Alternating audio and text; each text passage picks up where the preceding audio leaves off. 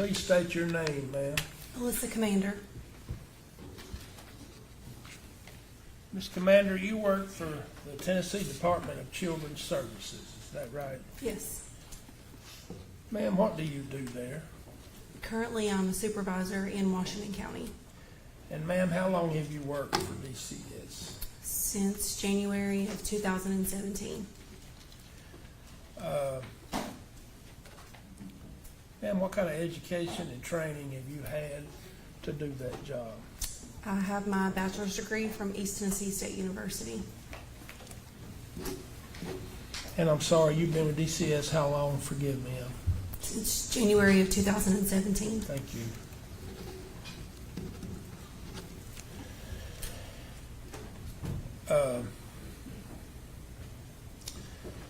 Ma'am, in the course of your employment with DCS, have you previously been involved with Bill and Sherry Cole and Jordan Allen?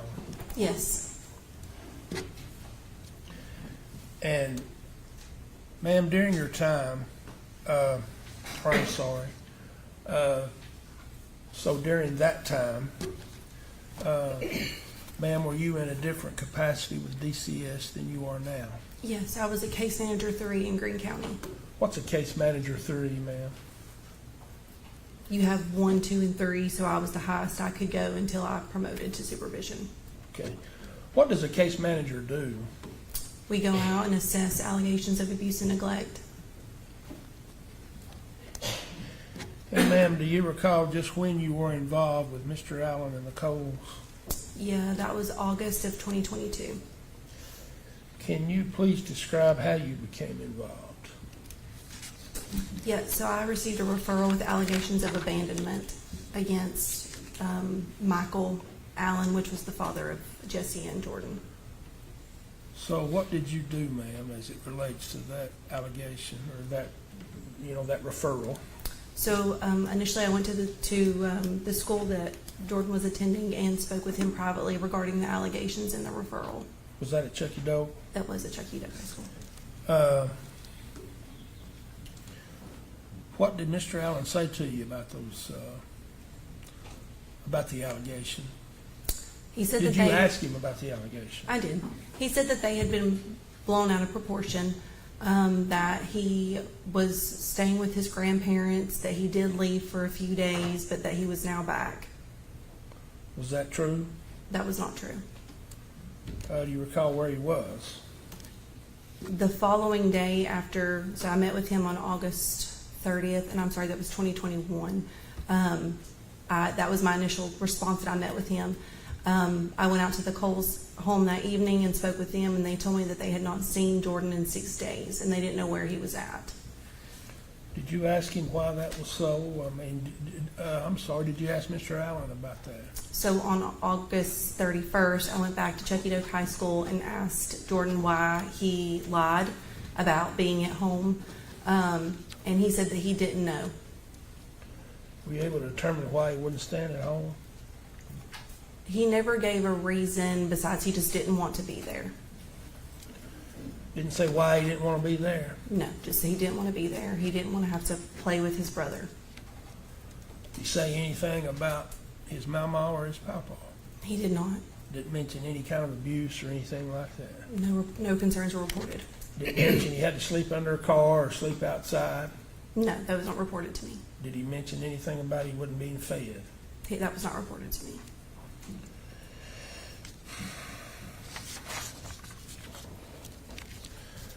Now, I think, did you ever go out to the Coles I did. house, ma'am? Did you meet with Sherry Cole? I did. What was Miss Cole like? She was really nervous the first time that I had met with her. I don't think she understood like what my role was or why I was there, so I think that just made her nervous. But she was very nice. Doesn't really raise her voice. Was she confrontational? Not at all. What was she like with you? Apologetic. Like I said, she was nervous because I was there and she was concerned and wasn't fully understanding the reason why I was at the home. Was she cooperative with you? Very cooperative. Did you meet with Bill Cole? Yes. Was Same Bill day. there? Yes. What was Bill like? Bill's a man of few words. He just said that Jordan wasn't home. He didn't know why he wasn't coming home. They weren't really sure with what to do with why he wasn't there, so I instructed them to contact law enforcement. Did you have any concerns with the Coles? No. Have any concerns with the home? The home was an older model farmhouse. They didn't have a whole lot of extra anything. There was some holes in the windows initially, but they ended up fixing those. They lived right behind or right in front of a cow pasture, so they had like farmland around them way out in the country. Did you make them do anything as it relates to the home? I mean, did the home concern you to that point? They did fix the windows. They did fix the windows.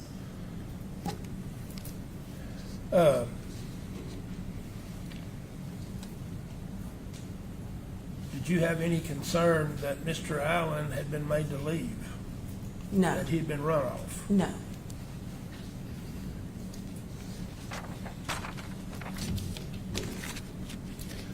Ultimately, did you make a determination as to whether this was a suitable placement for Mr. Allen?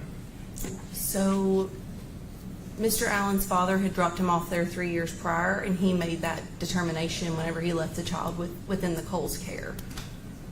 So you left him there, So basically? he was left there. Okay. Let's talk about Jesse. Did you meet Jesse while you were out there? I did.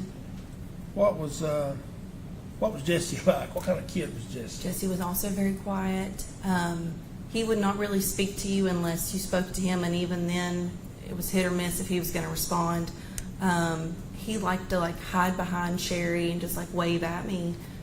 His speech was not where it needed to be, so I made sure that he was receiving RTI through school. I remember asking them about that, and they said that he was receiving speech assistance at school. Did you ever observe Jordan around Jesse? Yes. Any issue there that you saw, or anything that concerned you about the two No. relationship? As far as that goes, did you observe Mr. Jordan around his grandparents? Yeah, Have any issues there? Or No, is that- he didn't really speak a lot whenever they were around. He was never disrespectful that I saw or anything like that. Did you assist the Coles in any other way besides making some recommendations as to the home? Yeah, so on September 3rd of 2021, we held a child and family team meeting at the DCS office with Sherry and Jordan. Mr. Cole was supposed to be there, but he was working, so he wasn't able to attend, and we entered Youth Village's intensive in-home services to work with the behaviors that they were seeing out of Jordan.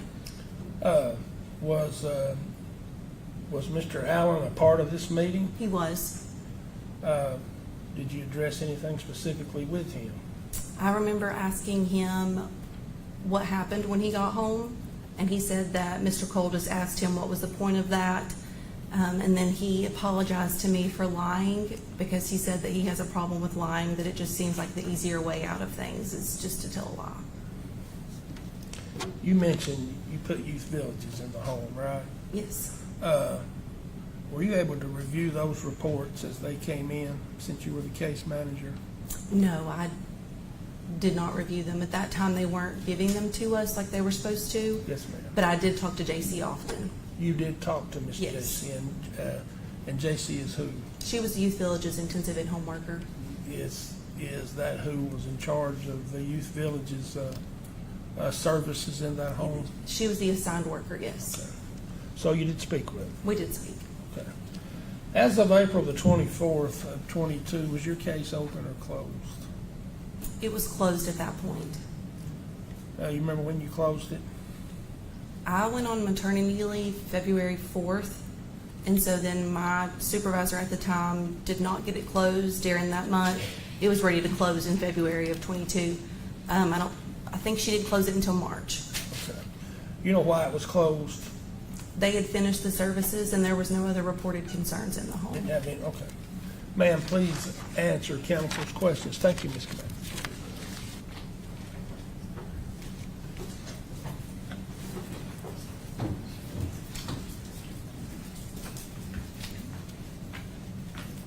Hi, Ms. Commander. How are you today? How are you? Now, Miss Commander, Jordan told you that maybe similar to most 16-year-olds, he didn't like playing with his younger brother. Correct. And it's fair to say he found that annoying. Correct. But Jordan also told you he didn't like spending time and talking with J.C. Nichols, his youth villages counselor, didn't he? He told me he didn't like talking to her because he didn't like her laugh. That was going to be my next question. Thank you, Miss Nichols. So with that in mind, Jordan would express to you emotions he had towards different people in his life. I would say yeah, whenever we spoke. Now, you met the whole family as the DCS worker, correct? Correct. But you mostly met with the grandmother, Jordan, and Jesse, it looks like from your records. That would be correct. And do you remember a phone call that you were a part of with Sherry Cole, J.C. Nichols, and Jordan's principal? Yes. And in that conversation, were you dealing with maybe some transportation issues to and from school? Yes, we were. And those transportation issues were an ongoing concern. They were. And those transportation issues caused financial issues in the family, correct? I would say there were probably already financial issues before that started. That didn't help. Did not. All right.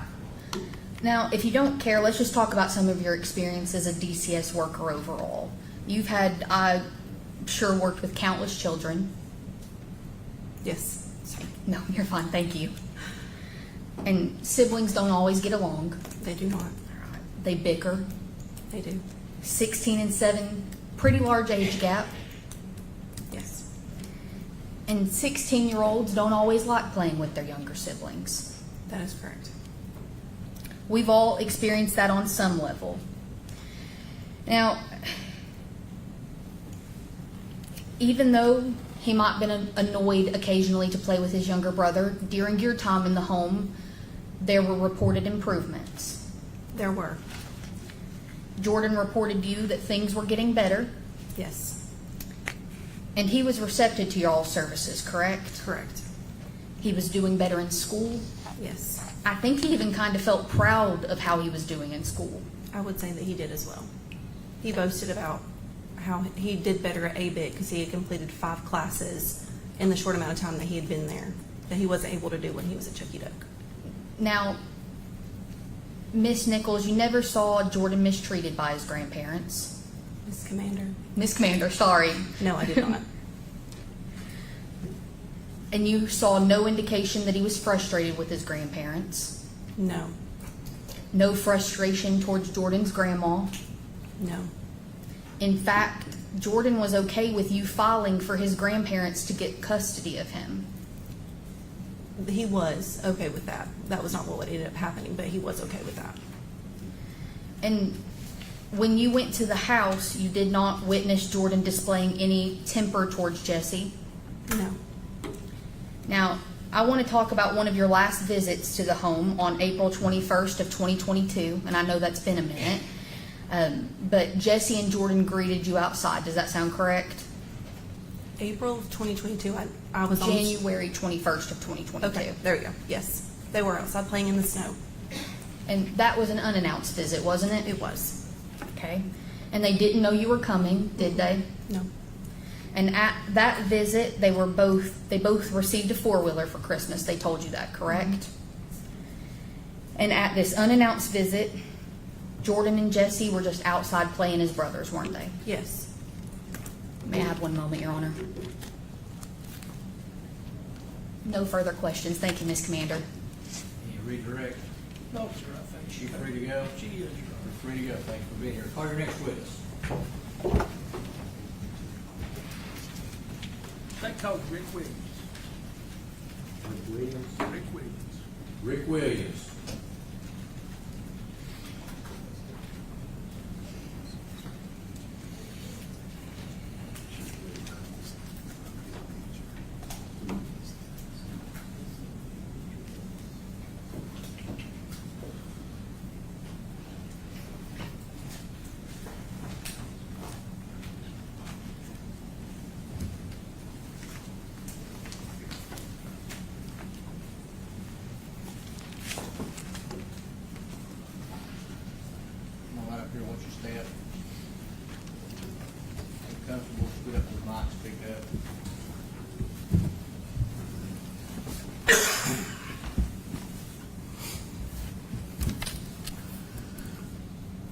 Would you please state your name? Rick Williams. Rick, you're a deputy with the Greene County Sheriff's Department. Yes, sir. How long have you been employed with the Greene County Sheriff's Department? Almost 22 years. And what are your present duties? Present duties is civil process.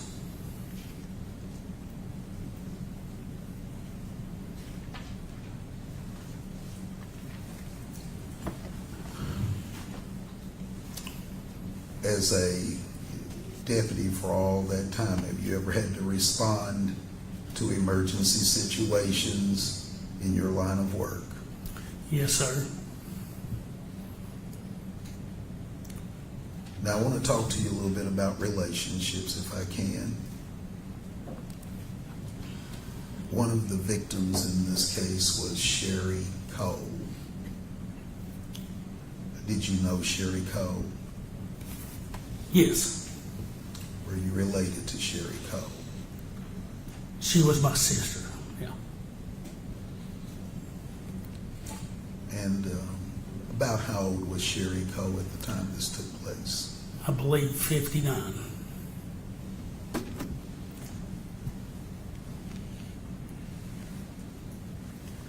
Were you familiar with Jesse Cole? Yes. How were you familiar with Jesse Cole? He was a great nephew. And how old was Jesse? 7.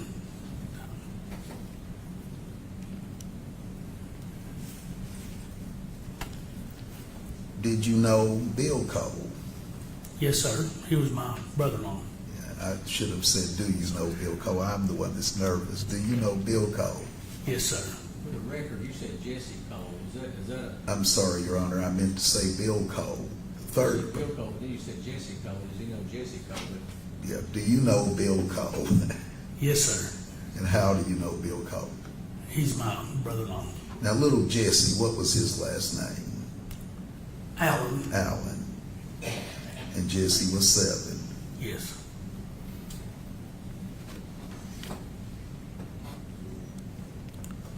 Did you know the defendant? Did you know the Yes. Do you know the defendant? He's another great nephew.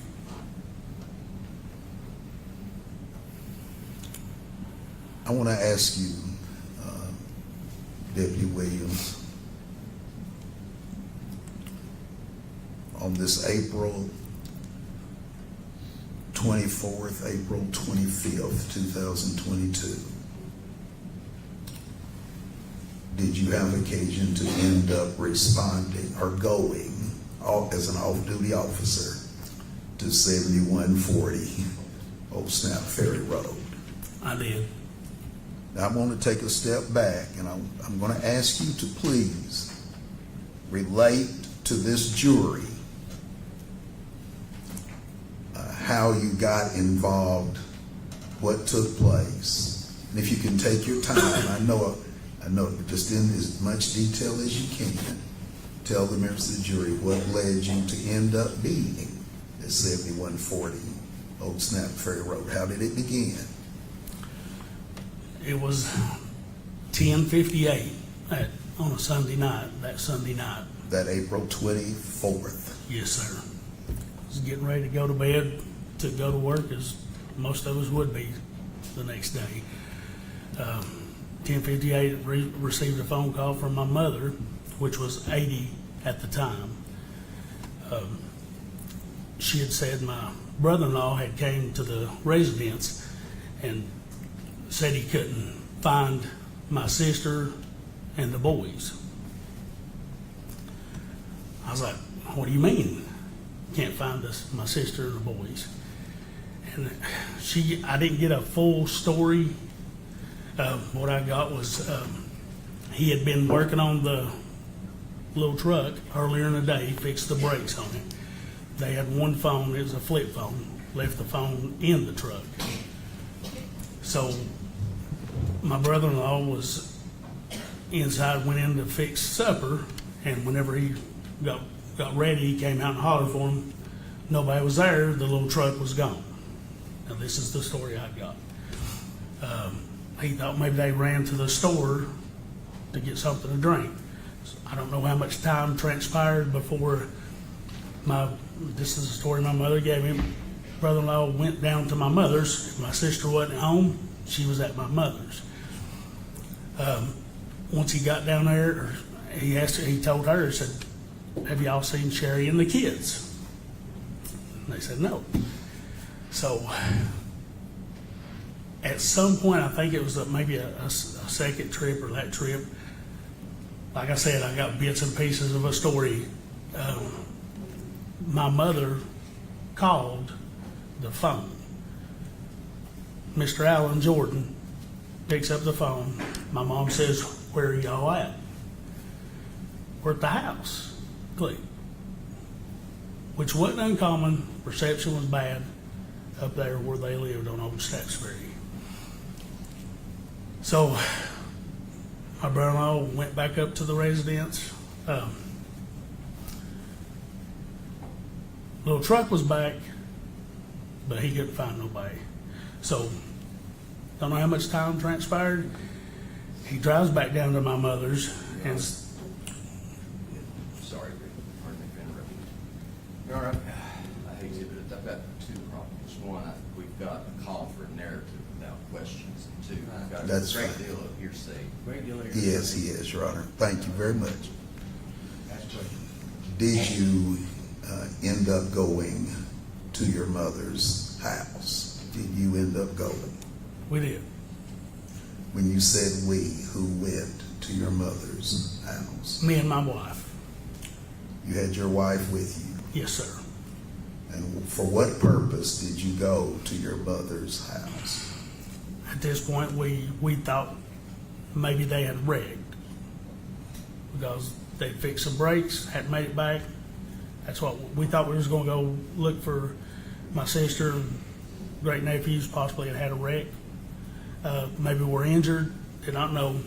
My wife said, I'll jump in and go as an extra set of eyes to go look for possibly a wreck. When you got, what's your mother's name? Romaine Williams. And when you got to her home, where is her home located? It's 205 Swanee Road. When you got to this 205 Swanee Road, what happened? You hit Swanee off a Jockey Road. So once you're coming off, you can see my mother's house, and the tail lights come on, and the car's backing out. Turned out it's my brother-in-law. We meet at the bottom of the hill, and I asked him what was going on. He said, I don't know. I can't find them. Something ain't right. Tell the members of the jury, once he told you that there at your mother's house, mother's home, what did you do and what did you observe?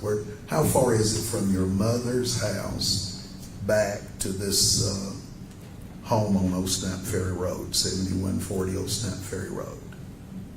I'd say 4 to 5 miles. It's not extremely far, but it takes you a minute. It's back roads. How long would you say it took you to get back to 7140 Old Snap Ferry Road? We'll say within 8-10 minutes tops. And I could be completely wrong on that, but You're with your wife. Is Bill with you all? I'm sorry, is Mr. Cole with you all? he is not. He's in his own vehicle. And are you in front or are you behind? I'm right behind him. All right. Tell this court what took place.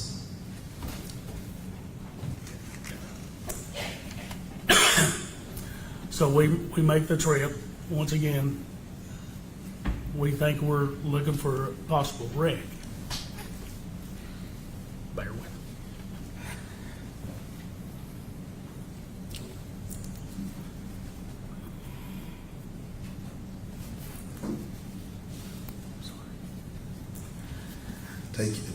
So Take your time, Deputy Williams. when we get to the you go around a little bend right before you get to the driveway. And I could see a white truck in the driveway, a dark SUV, two gentlemen standing outside these vehicles, lights were on. I have no idea who these guys are. Mind you, I'm going to look for a car accident maybe. So my brother-in-law hits the driveway, somebody takes off running down the driveway. So my deputy brain is very confused at that point. So I don't know who it was running down the driveway. My wife notices, she said, Right. That's it, that's hearsay, go ahead. Go ahead, based upon what she told What you you. saw. yes, is what I was saying. Listen to the question. Yes. Based upon what You she don't have to told ask you. the question. not What did you anybody do? else. I understand that. Based upon what she told you, what did you do? Went to the house, two vehicles there, two men outside. One of them had a pistol. We get out of the vehicle. I addressed those gentlemen, told them I was with the sheriff's department. Of course, I didn't have a uniform or anything on. They were on the phone with 911. Asked them what they were doing there and why they were there. They said, we're here trying to help. I said, help with what? They said there were two bodies behind the house. Now, let me ask you something, Rick, right there, and I'll give you just a moment. Can I take you back now for just a moment back to how long had you known Bill Cole? It's probably 44 years, so most of my life. Is it fair to say that Sherry, your sister, was a little bit older than you? Yes, yes. You were about how old when Bill and Sherry got married? I was probably first or second grade, so I was an uncle in third grade, so I was quite young, difference in age. You had observed their relationship for this many years. Yes, off and on, yeah. You'd see them. Let's talk about Bill Cole for just a moment. Have you ever seen Bill Cole lose his temper with Sherry? I have not. I have not. In all those years of marriage, you never saw Bill Cole lose his temper with No. Sherry? Not once. I'm not sure I ever heard him raise his voice at her.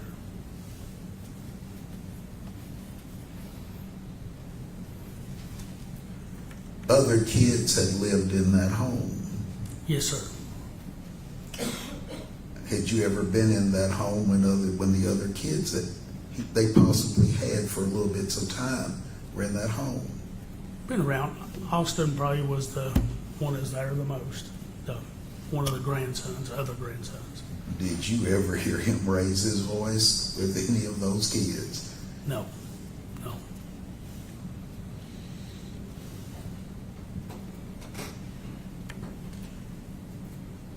Let's address the other question about Mr. Cole or Bill Cole. Does Bill Cole drink? He does.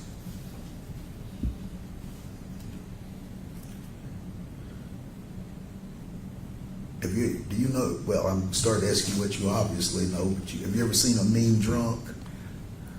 On occasion, I have in my job. In these years that you had known Bill Cole, had you ever seen anything even close to related to that? Not remotely, no.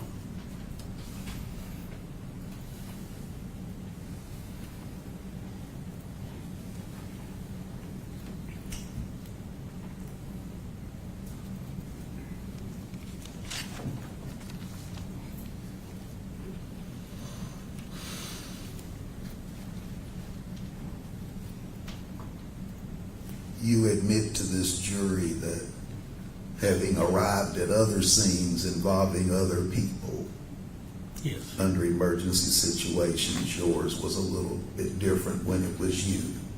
completely different.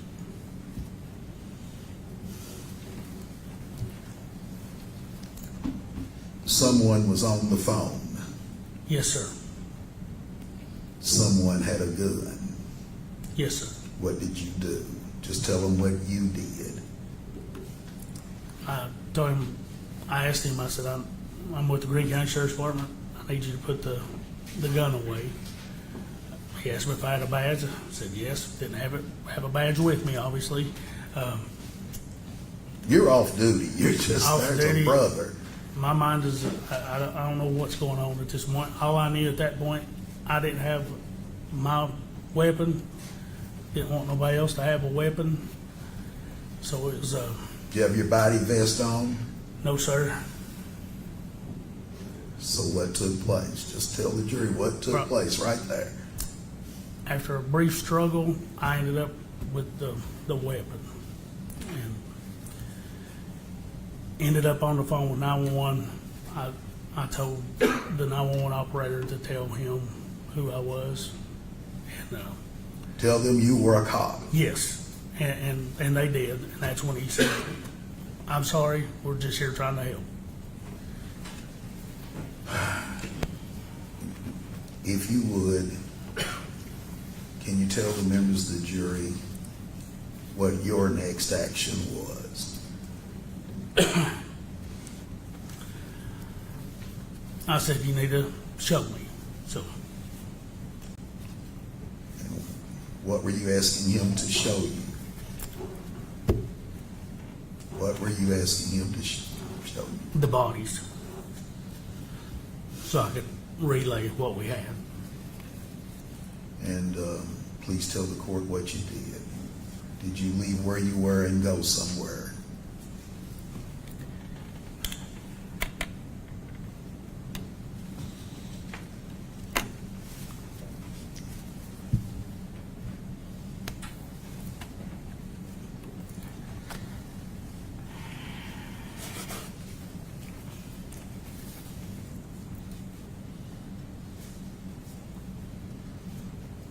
Is there much, while you're getting yourself together, let me just, is there a lot of light out there? Can you tell the members of the jury?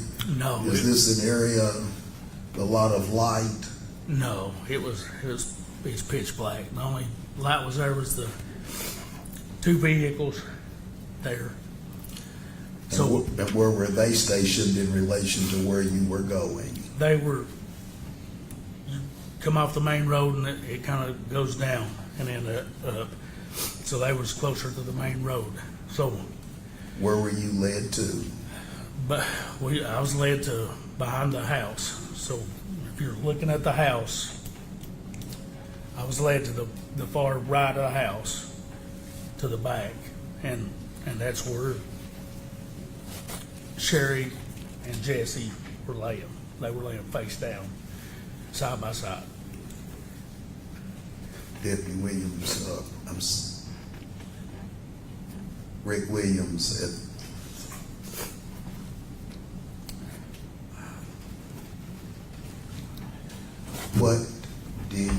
how close did you get to the bodies? Probably from me to this thing away, I know what. He's saying about 4 feet, 3 or 4 feet.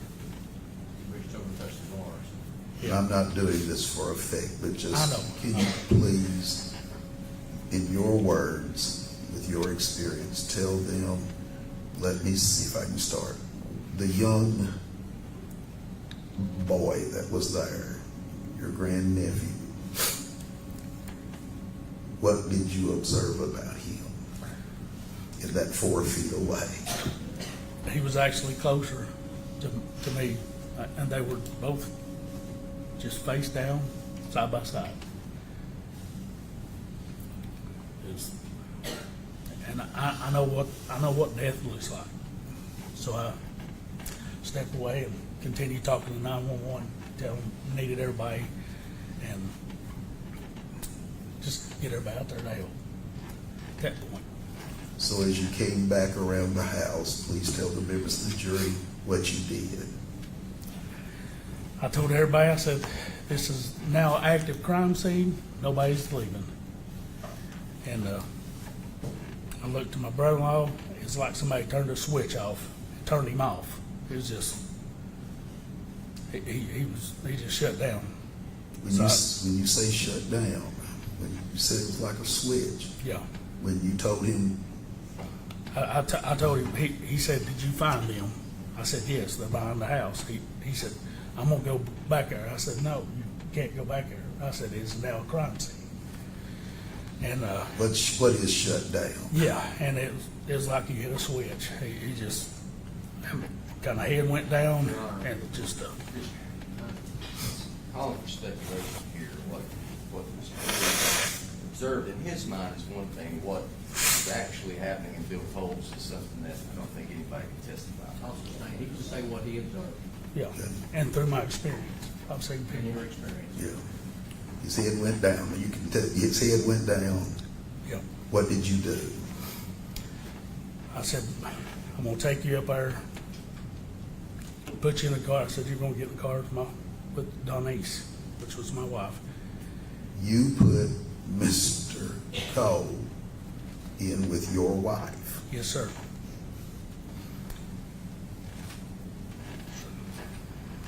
Did you know where the defendant, Jordan Allen, was at that time? Not at that moment. I asked the two gentlemen that was there, I said, where's Jordan? And they said, he's in the white truck. I said, he needs to stay in that white truck. Don't let him come out for any reason. Tell the members of the jury what happens then.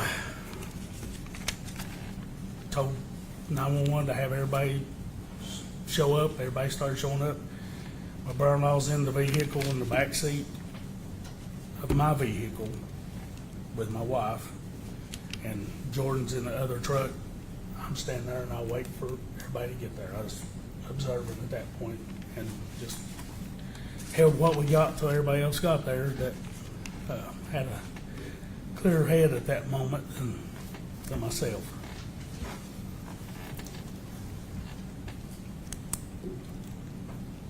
How long were you at this scene, Deputy Williams? It was a good bit. Time kind of stood still at that point. I think by the time we left there and got back to my mother's house, it may have been 4:35, somewhere in that neighborhood maybe. So this had started about being close, about 12 o'clock. I would say we was up there, because we don't live very far from my mom. We were probably at her house by the time we put clothes on, got in the vehicle within 15 minutes. And then a short conversation with Bill there at my mom's, and then we went on up.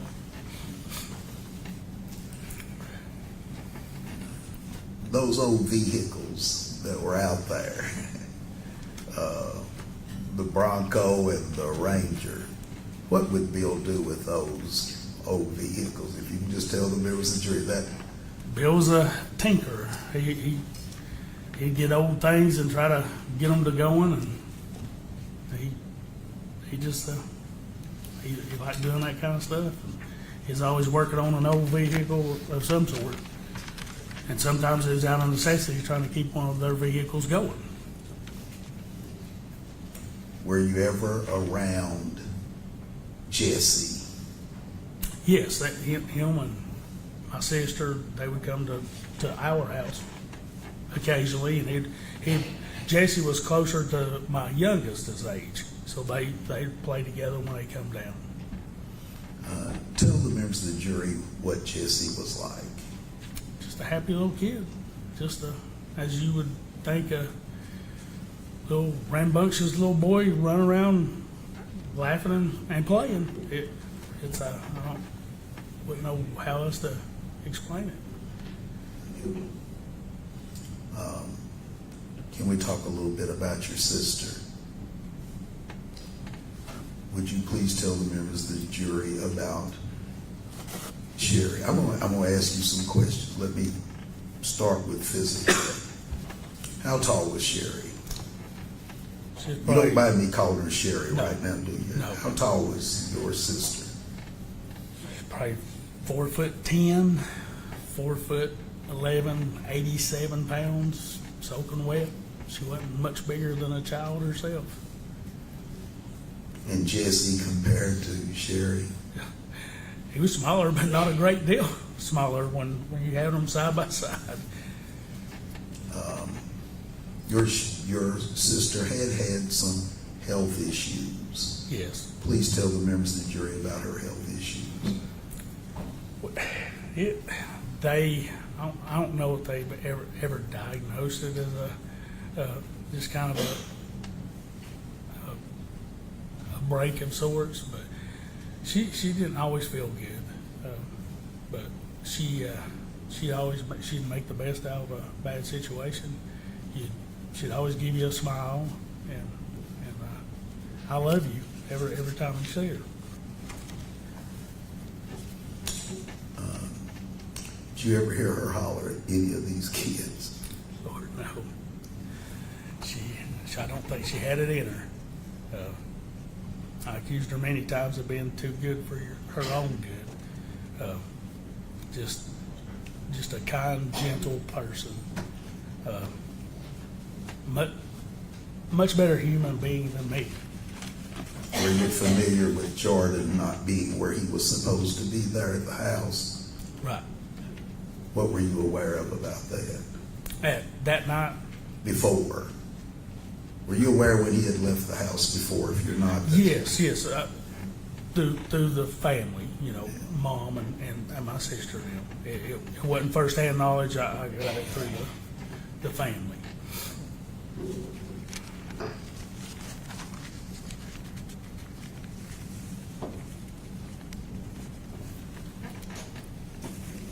Did you ever have any suspicion that Bill Coe had committed this crime? No, not at all. None. None. Like I told TBI that night, I said, you may come to me in 2 or 3 days with evidence to the contrary, but at this very moment, he couldn't do it.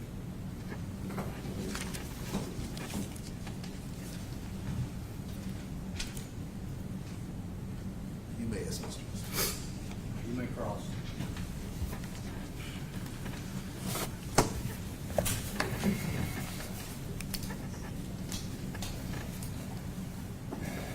I think first off, we got to start with the fact that we know each other Yes. pretty well, but it's not like I've ever been to your house, you've Right. been to mine. We just know each other in the community, and because professionally we run into each other. Yes. And I don't know if I'm going to be able to not just call you Rick. I know it's tough, and I'm sorry. But, I've got a job to do, too. I appreciate you. All right.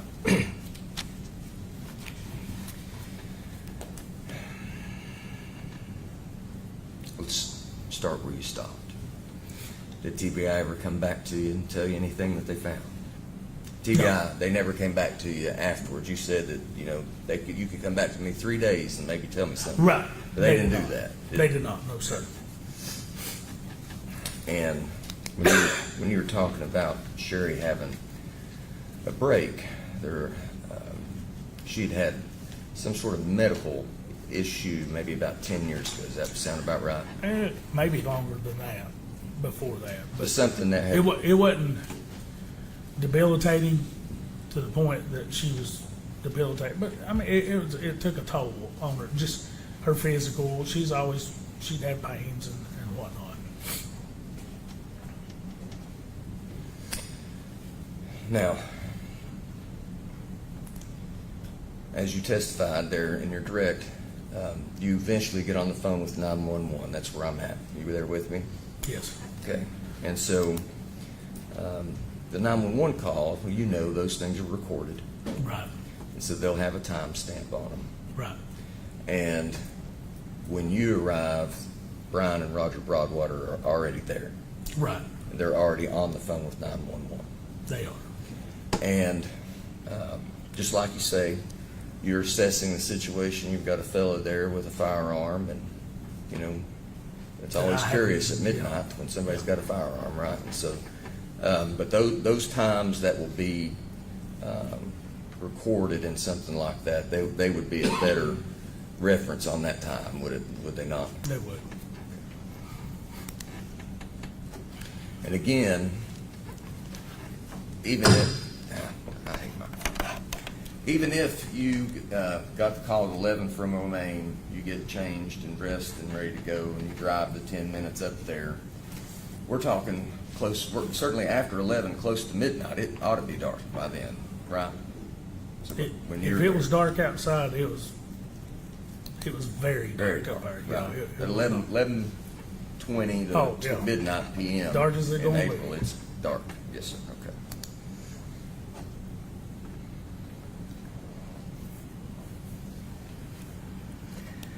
Now, on April 25th, it's around 1:43 in the morning when you were interviewed by Special Agent Stephen Lowe, the TBI. You remember that?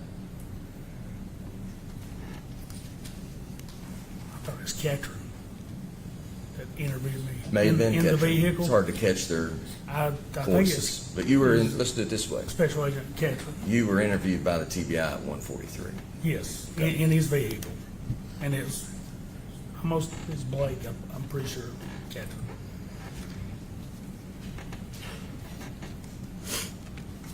And similar to what you've told us so far, you get a call, you get dressed, you meet Bill, right? Right. All those things. And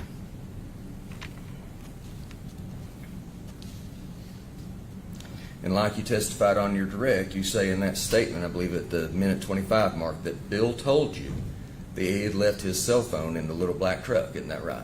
Right.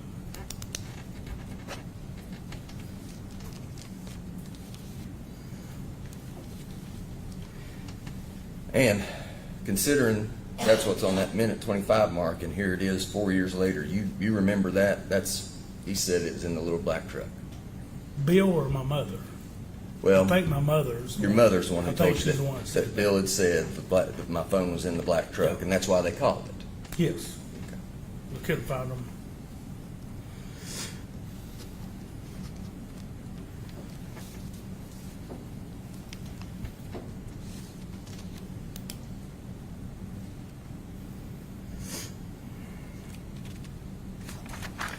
The DNA evidence in this particular case, they've not shared those results with you, have they?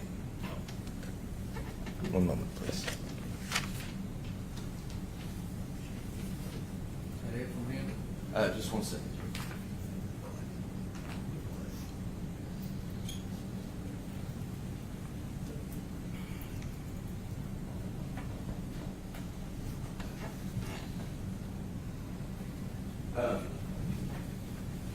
Sorry, I do have a couple other things, Rick. So,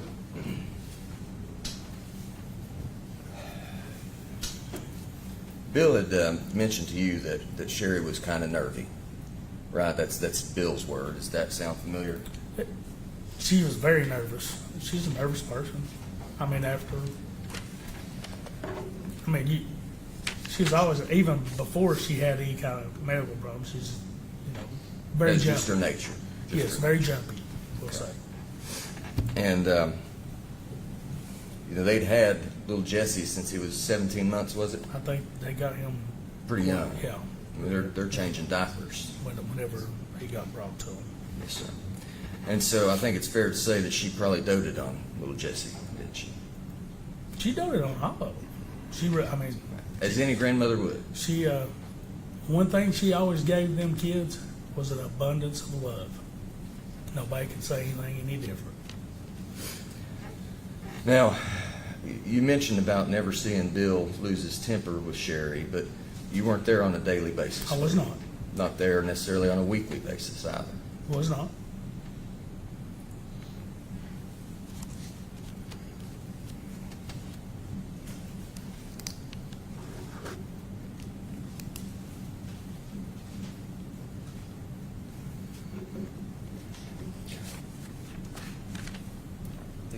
Thank you, Mr. Williams.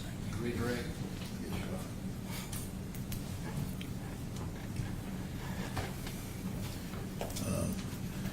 Deputy Williams, you have told the court that you got on the phone on the 911 call. Right. Have you listened to that entire call? One time. Yeah. Yeah.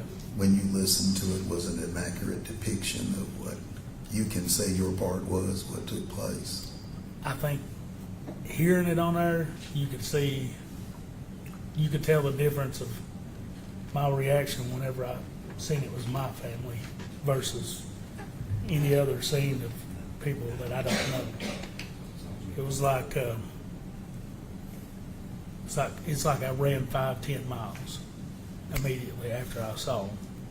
Wasn't like that prior to, but from the moment I saw them to then, I was out of breath. The 911 call. If y'all hear that, you will. Your Honor, it's exhibit number 3. You gonna play that? I'm gonna play it. How long is it? How many minutes? It's about time for a break. We've been here almost 2 hours without a break. And, let's go ahead and take a break while they get that set up. We'll come back in. All right. 10 minutes. Let the jury out 10 minutes. All rise. Go to the jury room and have a little break for 10 minutes. Come back in and they'll play that.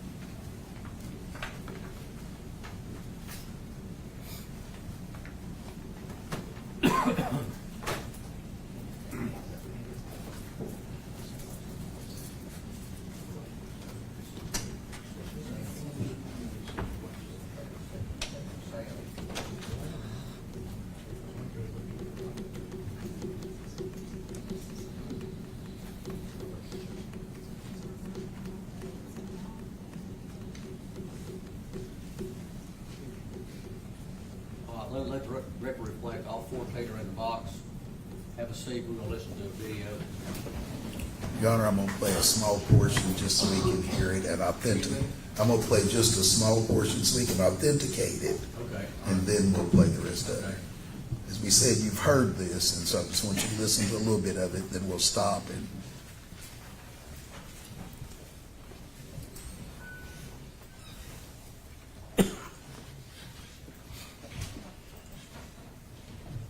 Starting date Sunday, April 24th, 2022, 23 hours, 42 minutes, 50 seconds.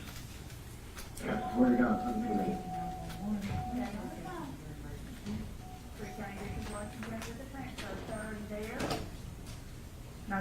Yes, sir. Yes, ma'am. There has been two people that is dead. They're behind one of my friend's house. What's the address? And what's your address? if you'll stop it right there, Miss Allen. Do you recognize that recording? Yes, sir. Is that the recording that you've listened to? Yes, sir. And is that inaccurate of what came through 911? Yes, sir.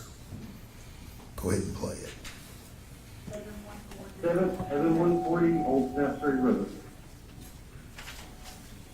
I don't know where the man is that did it, but I do have my gun out just in case. Okay, what is your name? My name is Roger Broadwater. Listen, they are dead. They're cold as ice. I checked. I was CLS certified. Okay, okay, are they male, female, do you know? One young male, approximately 5 to 6 years old, and Okay. older female. I'm sorry, go ahead and say that one more time. There's a young male, approximately 5 to 6 years old, an older female, I'd say mid-60s, late 60s, both behind the house. Looks like they were beaten with something to death. Okay, you said 5 to 6 year old male? Approximately. Okay, and a mid-60s male? And then- No, the female is A approximately, mid-60s female? yes. Now, I do Okay, not know where this man is, officer. you're fine. Do you know who lives there? I do. It's a friend of mine and his grandfather. Okay, I don't care. Okay, can you? Actually, he just pulled in right now. Okay, who pulled it? The guy that lives there? Yes. Okay, what is his name? His name is Bill. Okay, do you know if he's armed or anything? I do not know, ma'am. Okay, give me just a second. Bill, don't do it, buddy.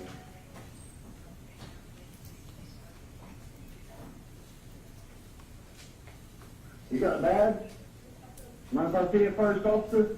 Okay, do what now? Who are you? I'm a friend of the young man that reported this. I'm on the phone. I'm on the phone with the officer right now. Listen to him.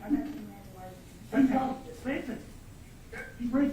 Deputy Rick Williams is here. Is this the deputy who hears? Oh, okay. Oh, okay. That, There's 2 dead bodies behind the house. What are you doing? You know, you're not getting my fire.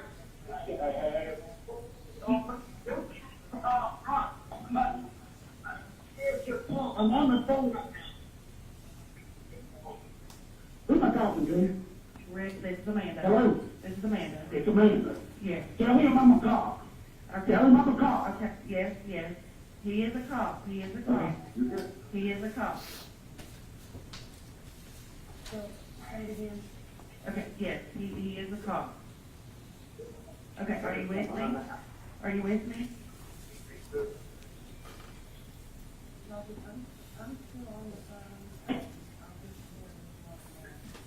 Okay. Roger? Yes, ma'am, I'm taking this officer to the body right now. Okay, yeah. On the phone with me, No, reach in my okay? back pocket. That thing's dead. Rick Williams is What's going out on? there. Yes, he is. Yeah, he's a Listen, I didn't know if deputy. he's still here now. You're fine, listen. No, Jordan's not back here. Okay. He was one that told us this, sir. He did do it. I done been back. They're both holding it. That's up there. You been flying on that? Do you have any weapons on you? I didn't check their pulses. I did, I had my weapon, the officer got it, and I really just said freely. Okay, all right. Like I said, I did not know if the man was armed or not. No, you're right. Rick is he's a deputy. You're okay. Okay. I promise you, I ain't gonna do anything with it. Don't do. No, please, don't do, please. Rick, Don't, go back down east. Rick, Go back down east, please. Rick, talk to Okay, me. wait a minute. Okay. No, it's a scene right now, brother. Hey, What address here? we've got 7140. 7140. 7140. Old Snap Fair. Yeah, see, I had these done. Rick, Hey. CID. Yeah. It's the grandson did it. The grandson done it? Yeah, he admitted. And they're behind the house. The children? Kindergartner. No. His stepbrother is one of the victims. My sister's, the grandmother's the other victim. Okay. So the grandson has killed both the kids, though? No, my sister and the other grandchild, he did. Okay. No, yeah, not right now, no. All right. Jesus Christ, come up here, Donnie, please. Come up here, brother.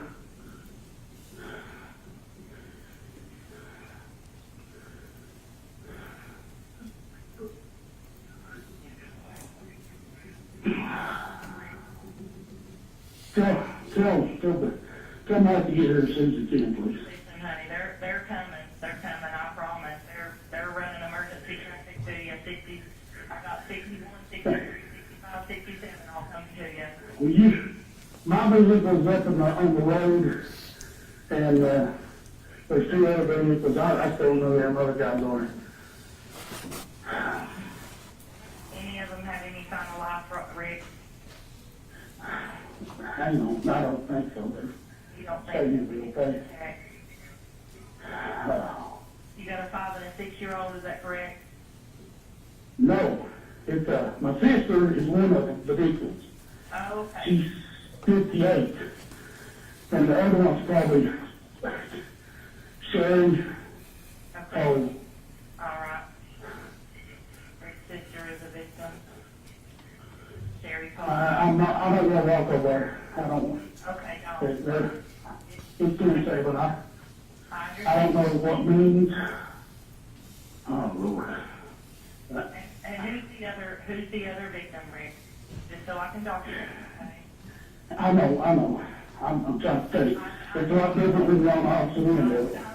I know. He's, Is it your Here. nephew? he was a great nephew. He was Okay, my sister's grandson, okay. and my brother-in-law's here with me. Sherry's I'm, grand. what's the other one's name? Jesse, the other one's name's Jesse. How old is he?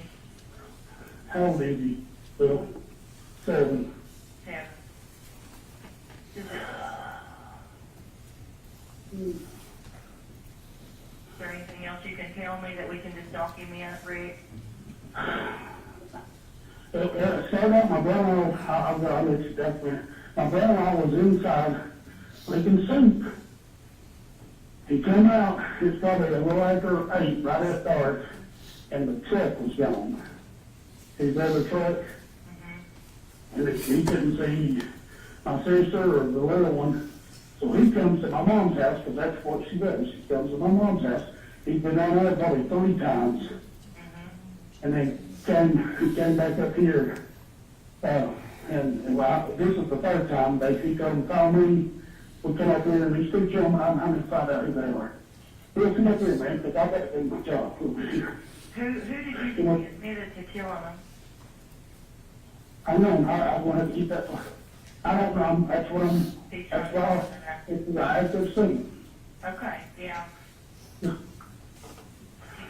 you know if just so I understand, Rick, you're trying to figure out who done this right now? Yes, I had a verbal here in a second, I'll let you talk to the.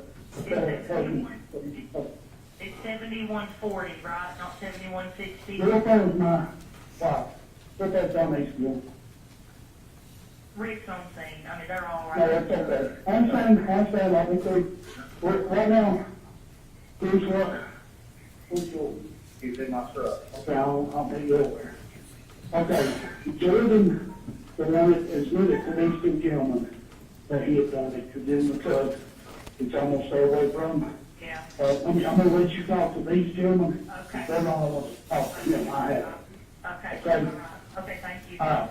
All right. Hello? Okay, is this Roger? No, this is Brian. I'm the one that went and picked up, the one that picked Jordan up whenever he called me. Okay. Can you tell me kind of what happened? Jordan called you? Okay, the best thing that I can tell you, ma'am, is that originally, I guess something had happened and Bill told Jordan or whatnot to get in the truck and leave. Okay, now who is Well, I guess Jordan to the victim?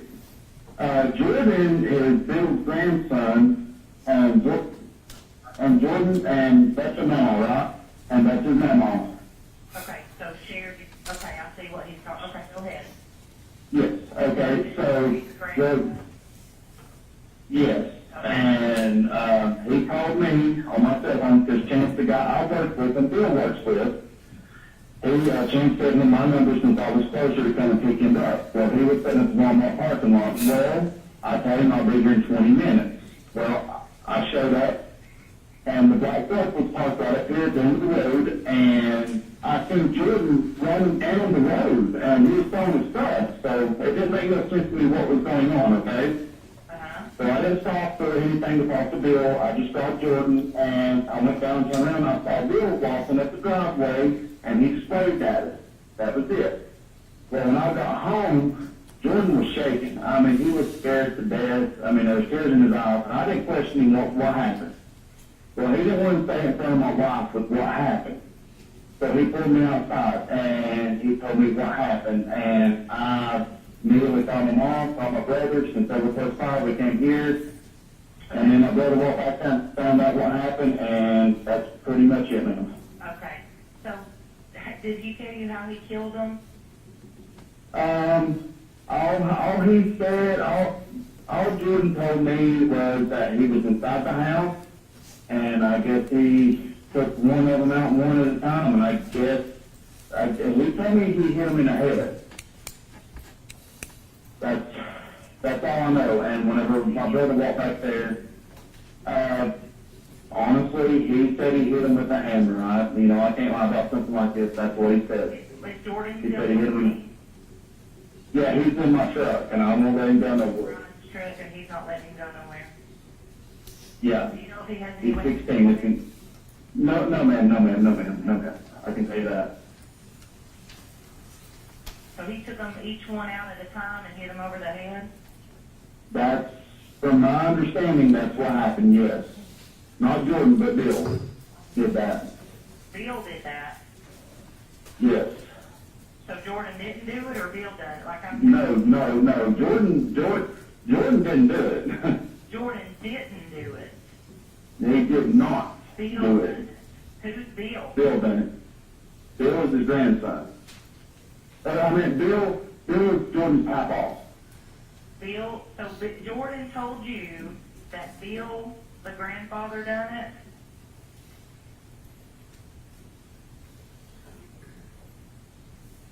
Hello? Hello? Are you there? Yeah, it's just bad reception down here. Okay, so Jordan told you that Bill killed them both? It wasn't Jordan that killed Yes. them? But Bill? No, it was, yeah, he's up there with, I guess, the officer, I guess. Rick? Yes. I don't know the guy, but yes, I guess that's who it is. Okay. Okay, so apparently Bill's done this, not Jordan, and Bill is on. Yeah, 'cause yes, because Jordan, he left after what happened. He left, and because Jordan didn't have a phone, so he didn't. Bill is the granddad. So yes. Bill is the granddad who the Who am I speaking with? Who am I speaking with? Yeah. Yeah. Okay. Who am I speaking with? Who, is this Brian? It is. Yeah, this is Carla. Okay.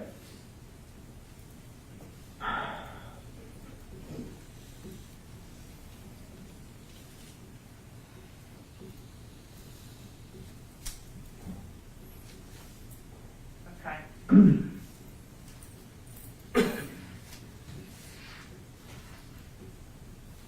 Okay, so the way I understand it, Jordan called you and told you Yes, that ma'am. Bill killed Sherry and the child, and he took them out one at a Yes. time and hit him over the head. That's what Jordan's story was to you. Yes, more or less, yes, yes.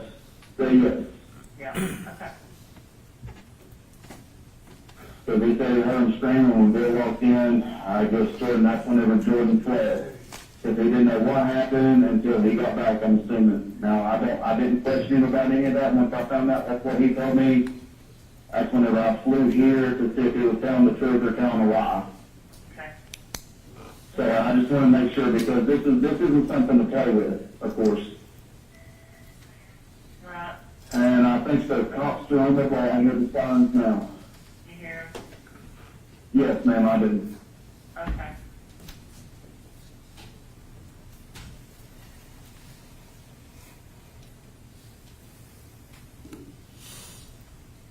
I notified her. I told her that I heard the sirens. All right. They're about 20 seconds. Yeah, here they are. Do you hear them? Yeah, they're coming in right now. Okay. All right. Good night. All right, thank you. And date Sunday, April 24th, 2022, 23 hours, 59 minutes, 18 seconds. Deputy Williams, would you make that an exhibit to your testimony? Yes, sir. Please, Let that me record. file exhibit number 3. And Your Honor, for purposes of the record, to keep it clean, we would also like to introduce 3(1), that's the custodian's affidavit. Affidavit, let it be filed. Thank you. Affidavit for exhibit 3.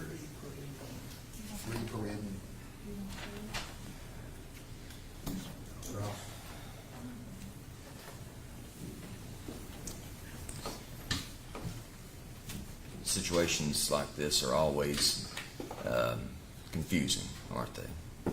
Right. For me, it was always talked about as the fog of war. I don't know what they called it when you went through law enforcement, but it's something to be expected, isn't it? Very similar, yes. And so,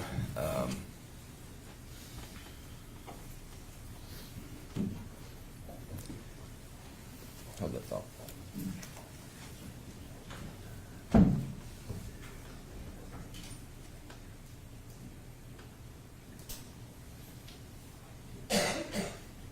You know, Mr. Williams, I think the reporting speaks for itself. That's all I've got. Thank you. Anything else from him? No, Your Honor. He's free to go, or can he stay in the courtroom now? He's released from my subpoena, Your Honor. All right, your release, you can stay in the courtroom. Thank you, sir. Call your next witness, say. Kenna Isett. Say that again. Kenna Isett. I-C-E-T.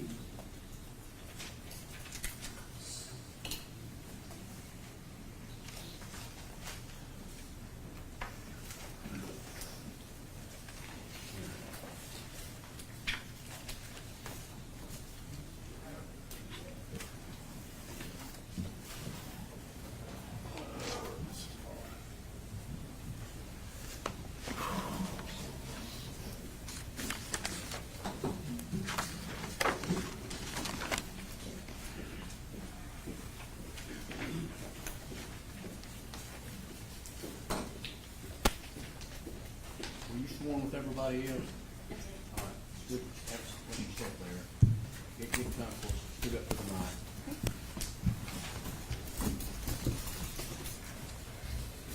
Your Honor, may I have a quick conference with the district attorney real quick?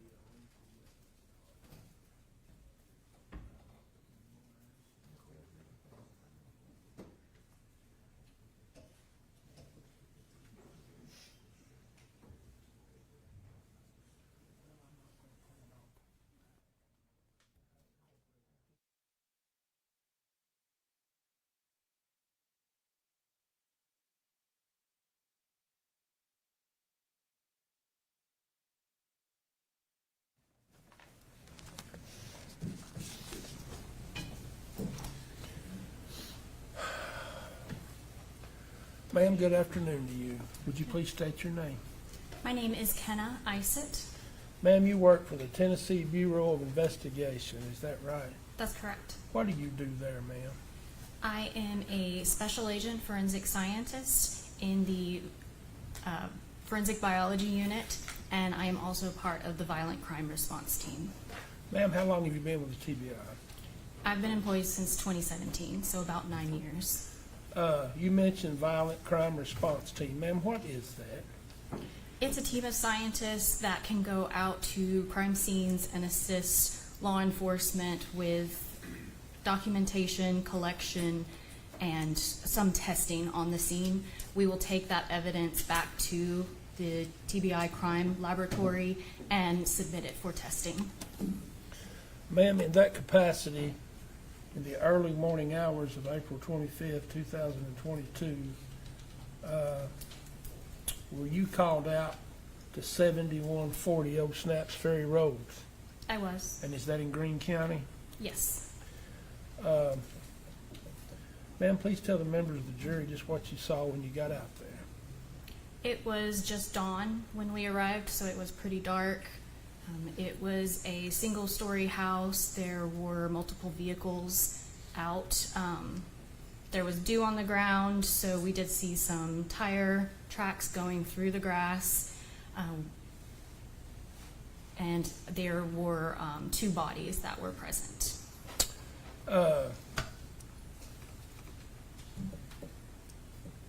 Did you take a,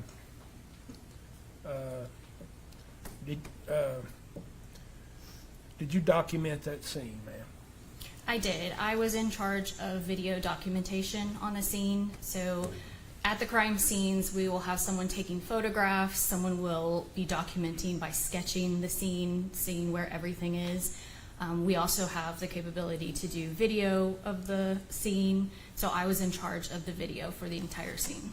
So before you collected anything, did you take a video on this occasion? I did. Did you document the outside of the residence? Yes, I started with the outside of the residence when it was still a little dark so we could get those tire impressions. And then once there had been people inside the house, we had done a walkthrough. I then videoed the inside of the house before we put down any markers or anything was moved. Can we start with the outside first, please, ma'am? Yes. Would you please look at exhibit number 4? It should be there behind you, ma'am. Are you able to identify that exhibit when it gets up there?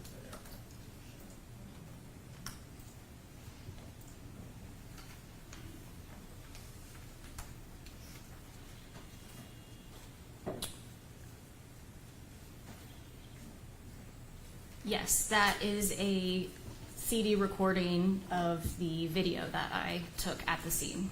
Is it true and accurate as to what you yourself observed on that morning? Yes, I did view this video, and my initials, KCI, are on that disc.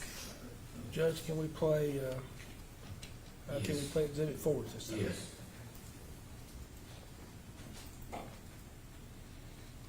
We need to dim the lights. We Yeah. can, Judge, if that If was, it's dark. sure.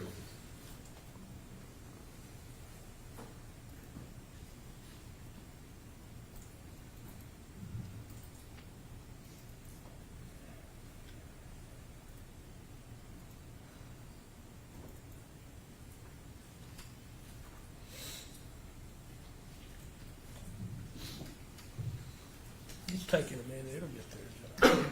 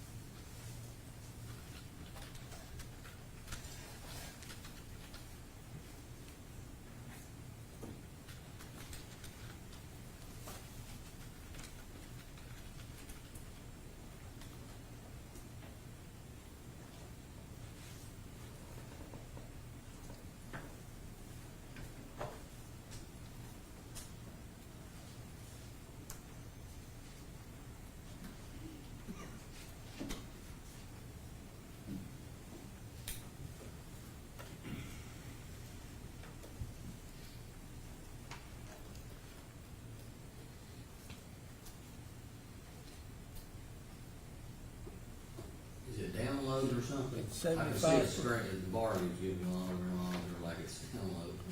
We're at 80%, Judge, it's almost there.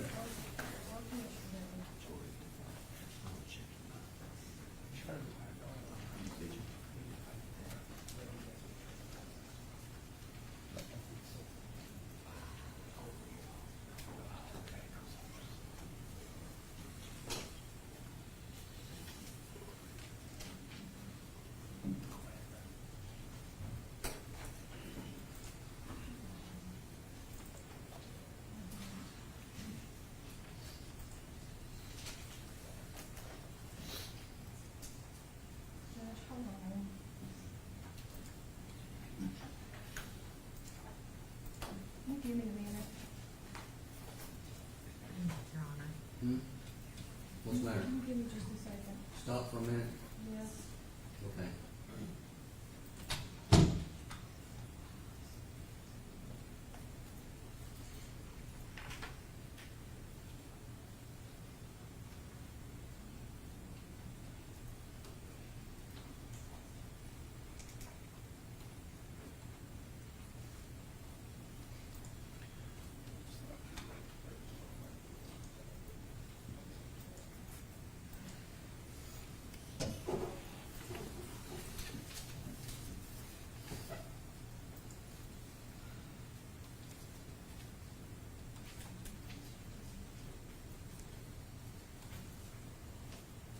It's like it's searching and not picking it up. Did you turn the Proxima on first? I used to have that problem. If you turned the Proxima off, it was like it was searching, never would pick it up until you have to. Mr. East didn't know what I'm talking about. He's a computer guy.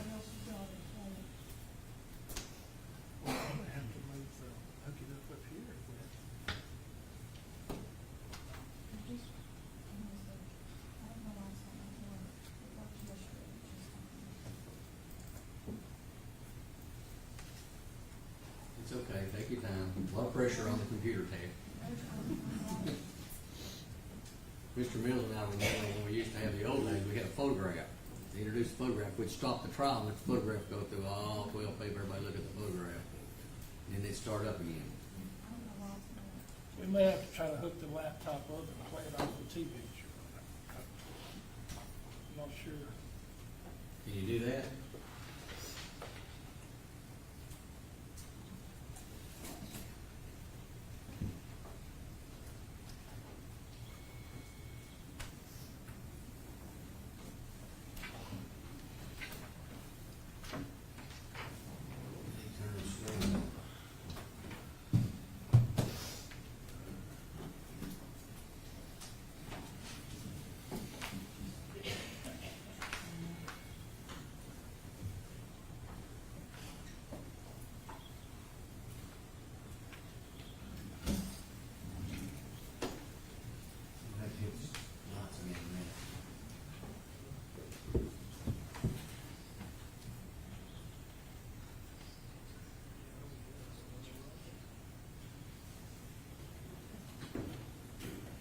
Is there sound with this?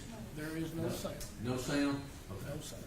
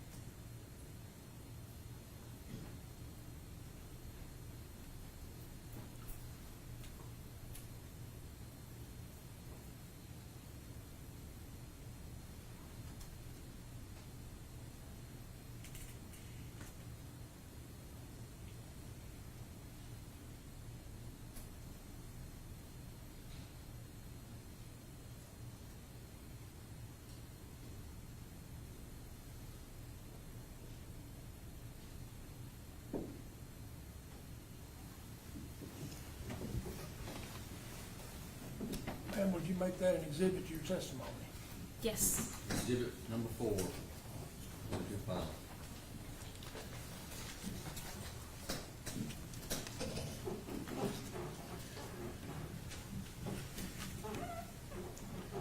Ma'am, did the team also take photographs of the area before anything was collected? They did. Can we go through some photographs here in just a second, please? I'm sorry, April. What number are we looking at? I'm starting with exhibit number 80, Your Honor. 80? 80, just some photographs.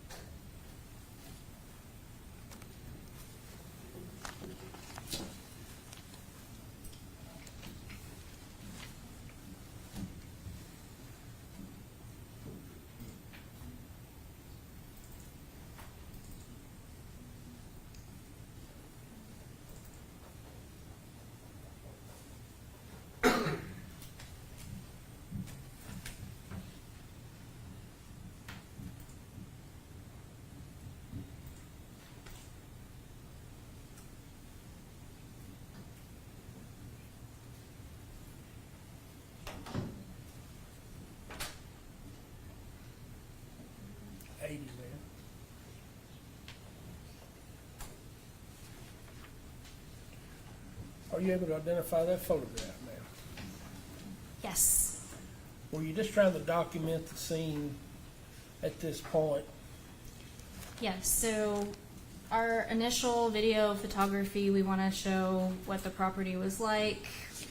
So this is going to be from one of the back corners that we could get to show the house, some of the vehicles, and the 2 deceased individuals.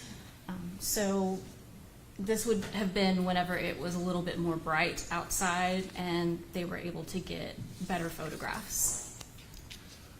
Can you look at 81, ma'am?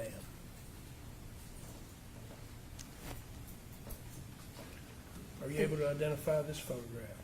Yes, this was a view from the back of the property towards the 2 deceased individuals. Can we look at 83?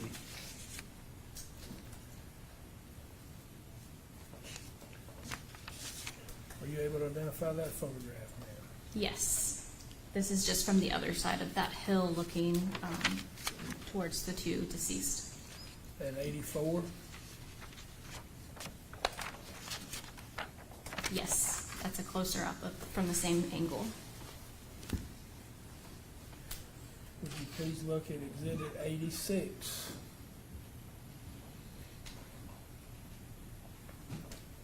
Yes, this was a cigarette butt that was found in the grass outside of the house.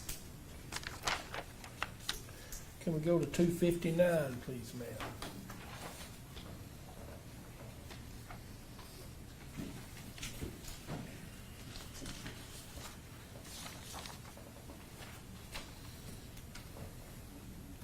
Yes, I can identify this. This was a picture of the muck boots that the younger individual was wearing. And 260?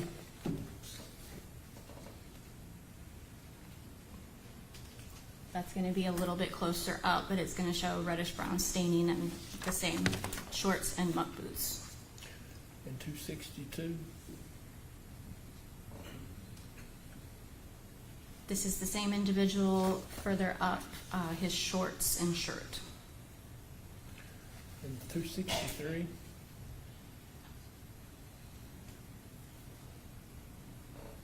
This is that same individual. There was hair present and that reddish brown staining, so we documented that as well. And 264?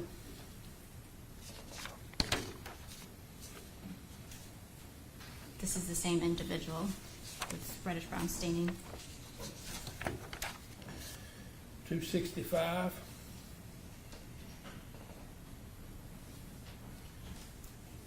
This is that same individual.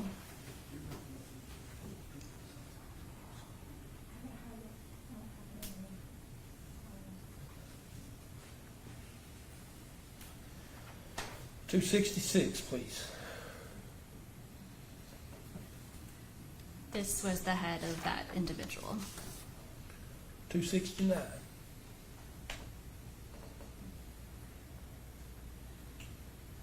This is the other individual.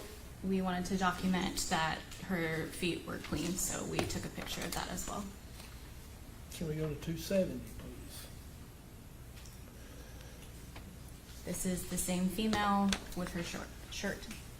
And ma'am, if there's anything in particular that you're trying to document, please don't let me rush through it.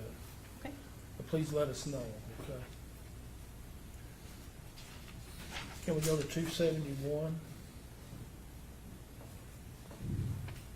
Again, there was reddish brown staining on this person, so we wanted to document the patterns. And 272?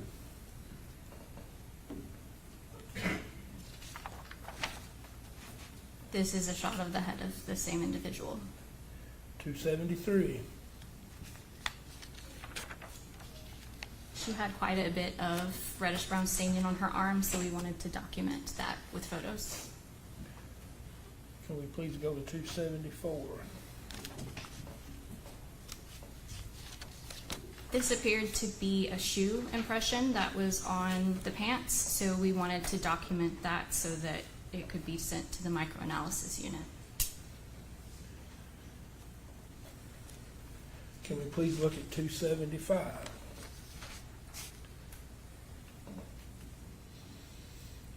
Anything special you're trying to document there, ma'am? So this is just a little further out, so you can see that reddish brown staining with the possible shoe impression.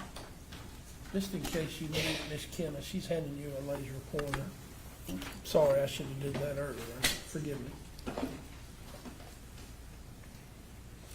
Can we go to 276, please?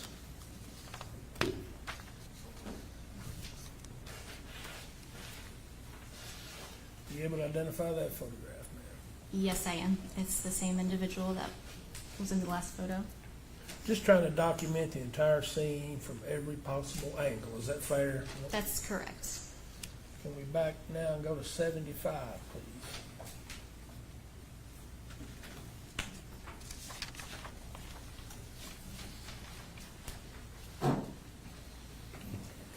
Is that 75? Yes, Your Honor. I'm trying to keep the photographs together. There's so many. You able to identify that photograph? Oh, ma'am? yes.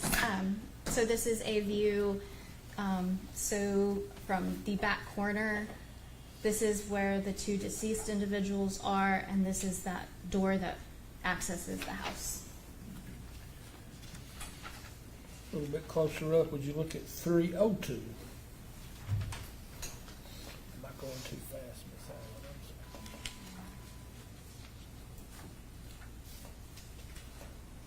sorry. Are you able to identify that photograph, ma'am? Yes, this is from underneath that Bronco, so you could see that car. This is just a closer up from underneath this. I believe this is the rear driver's side tire. So there was a screwdriver, possible biological material, as well as other tools and reddish brown staining.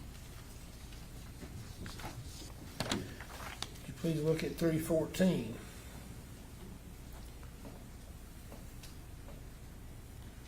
Ma'am, what were you trying to document there, if anything? This is just a close-up photo of that toy that was underneath. It did have reddish brown staining that would be indicative of possible blood. In 315? And that's just another angle of that same toy. Can we go to 76, please?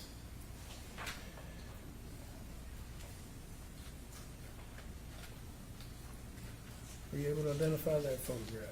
Yes, this is that Bronco, and the prior pictures were from underneath this area right about here.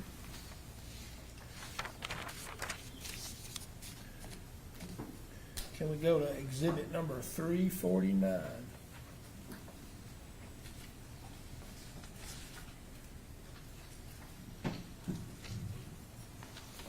This is that Bronco. This would be from the passenger side door. We just documented what was inside of it. Documented several beer bottles, didn't you? Yes. Can we please go back to 77?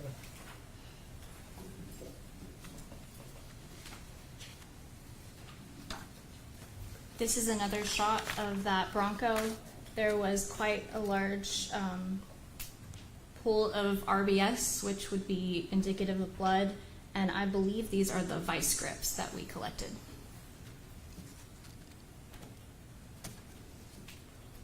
Can we go to 78, please?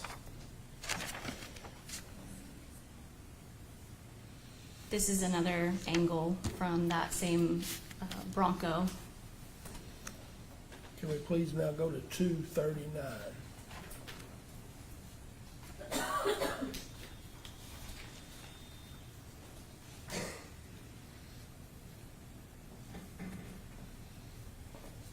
What was that number again? The next one is 239, Your Honor.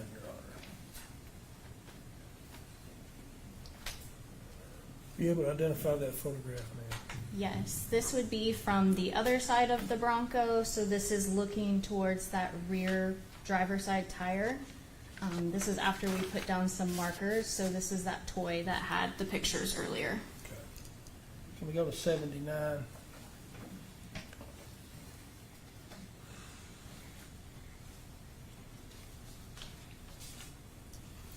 This is another view of that Bronco. So here would be that toy that we took pictures of. This is the vice grips. And then I believe there's some reddish brown staining that's further this way. Can we look at exhibit 100, please?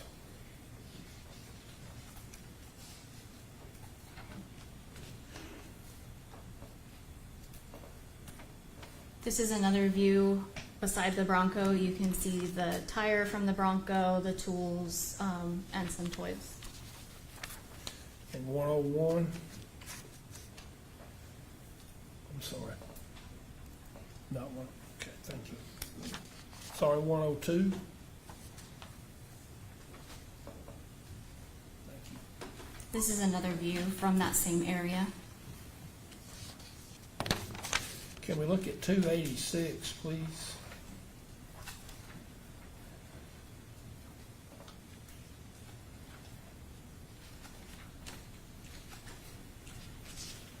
This is a close-up of that socket wrench set. And 287?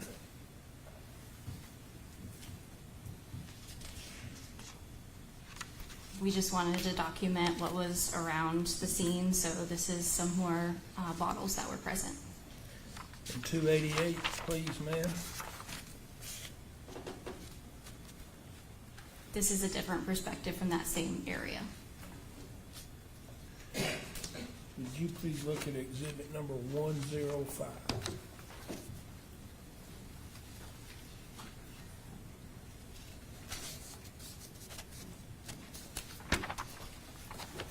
These are the vice grips that I was talking about earlier, and there was reddish brown staining in this area. Can we look at 106? This is a close-up of those vice grips. Can we look at exhibit number 304? 304?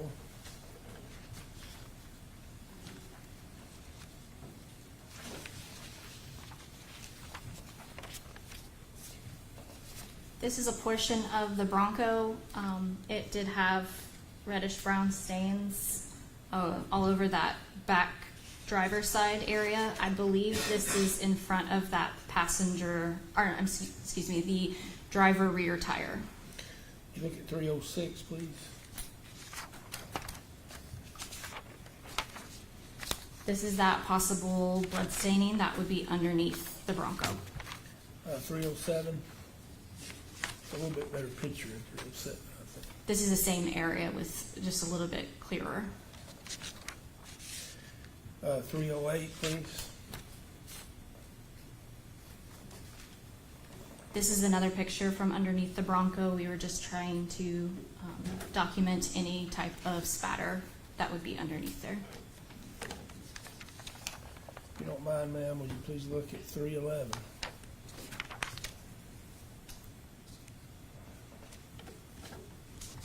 This is, I believe this is the rear driver's side tire. These were possible reddish brown stains that were indicative of possible blood. Would you look at 313?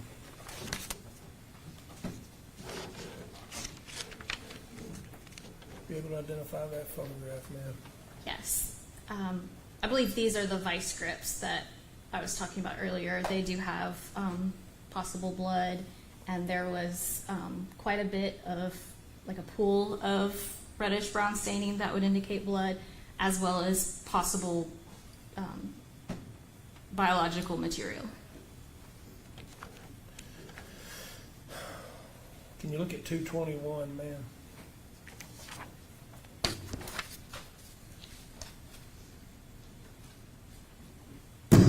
Excuse me, I'm sorry. Just had to wake Miss Allen up.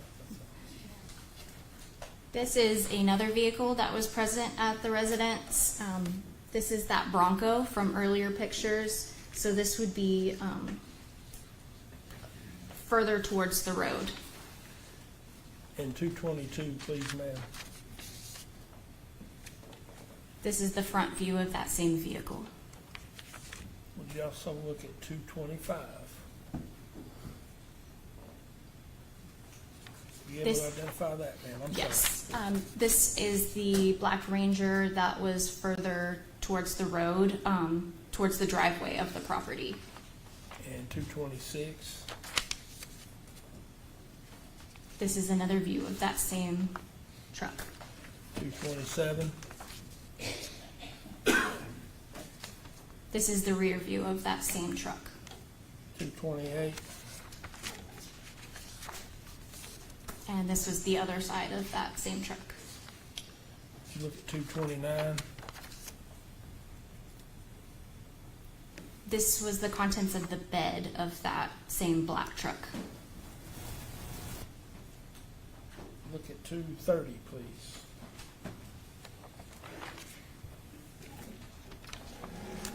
I believe this is the Black Ranger. So we were just trying to document what was inside of that truck. And 231? When we arrived, the agents asked us to keep an eye out for a Little Caesars receipt, so we documented that as soon as we found it.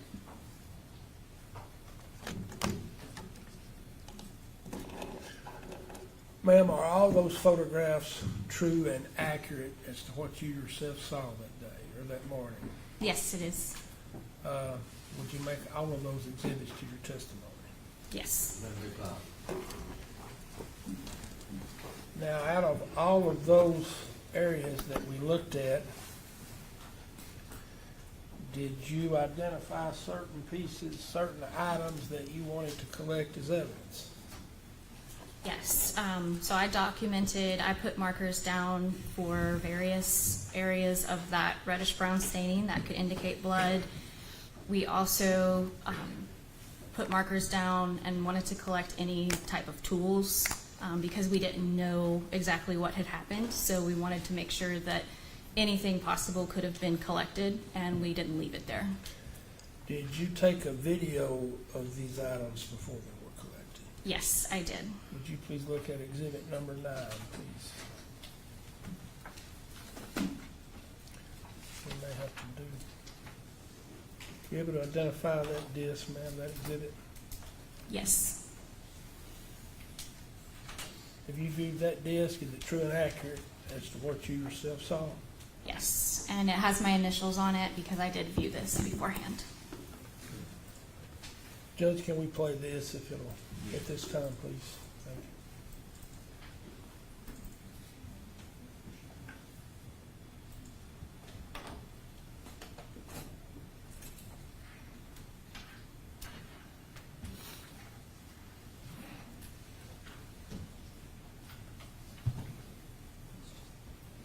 she's got to do it up here, Chelsea.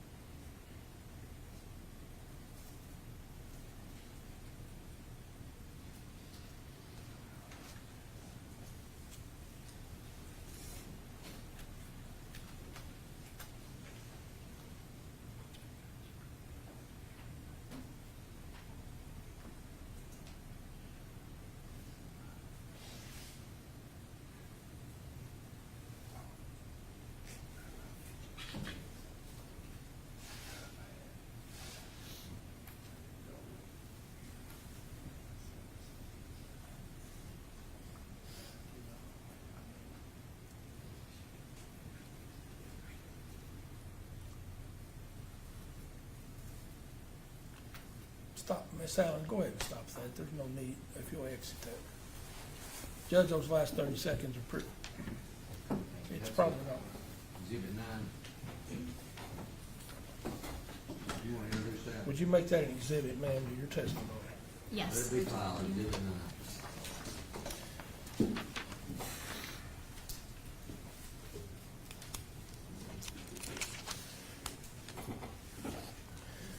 Ma'am, did y'all also take photographs of these items before they were collected that you had identified as items to be collected? Yes, we did. We can go through those, ma'am. And What number are we talking about? I'm gonna start at 87, Judge, if Ms. Kenna will just, if you'll just explain the reason that you decided to collect, ma'am. If it needs any explanation. If you look at 87, ma'am, are you able to identify that photograph? Yes, this is a picture of the two deceased individuals with the markers beside their bodies. And 89, We did want to document this picture because, so there was that possible shoe impression here, and then this part of the pants were pulled I'm up. not showing here. Ma'am, would you look at 317?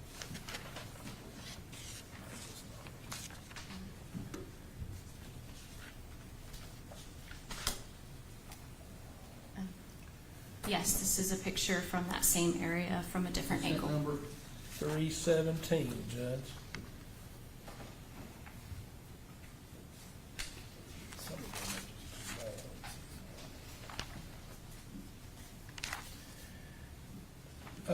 Ma'am, would you look at 241, please?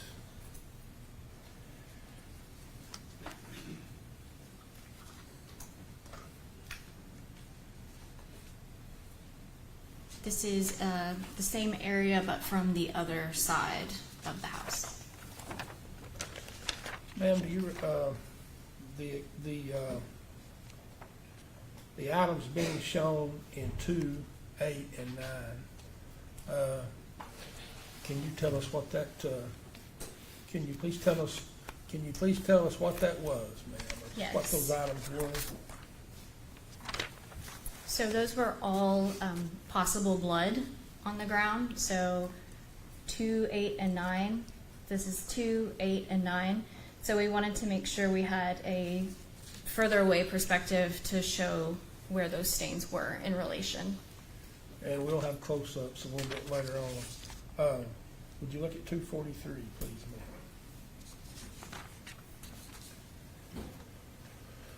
Were you able to identify that photograph, ma'am? Yes, this is from the other side. So here's marker number 9. That was possible blood. Marker number 1, which was a cigarette butt, I believe. And then there were more cigarette butts over here. If you look at 94, please.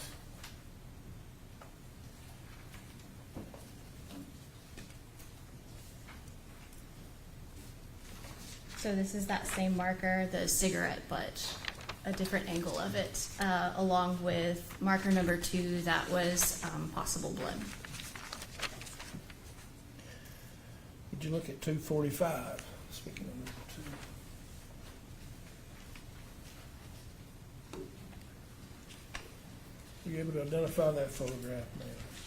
Yes, this is a different angle of those stains. So 2, 8, and 9 were all reddish brown staining.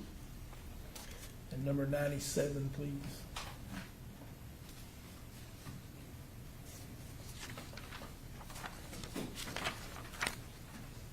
This is a different angle. So marker 2 is that reddish brown staining again on the lawnmower. And 246, please.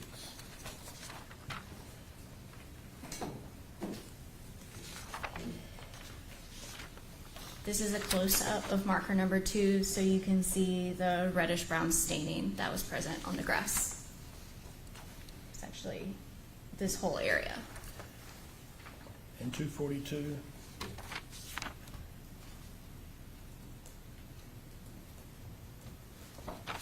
This is another perspective just to show in relation to each other where those exhibits were. Would you please look now at Exhibit 93?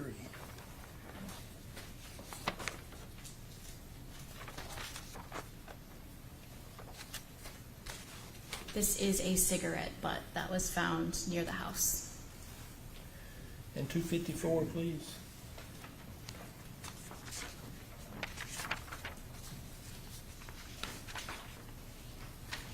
So this is that same cigarette butt, and marker number 10 is reddish brown staining.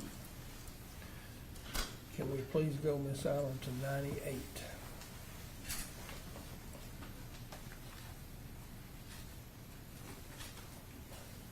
This is a view looking away from the exhibits that we were just looking at. So here's that Bronco with the areas marked underneath. And 99, please.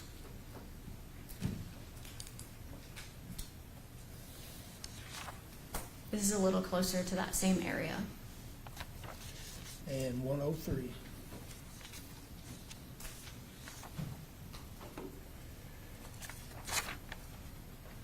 This is marker number 6, which was the staining as well as the vice grips, and number 7 was on the Bronco.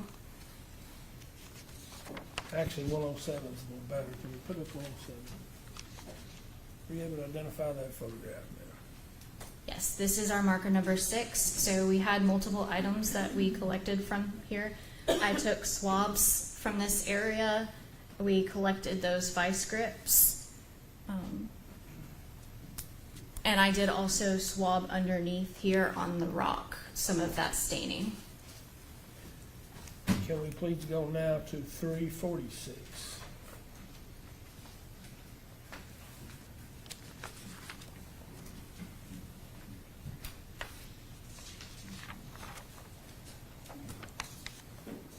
This is our marker number 22, which is a screwdriver that was found underneath the Bronco.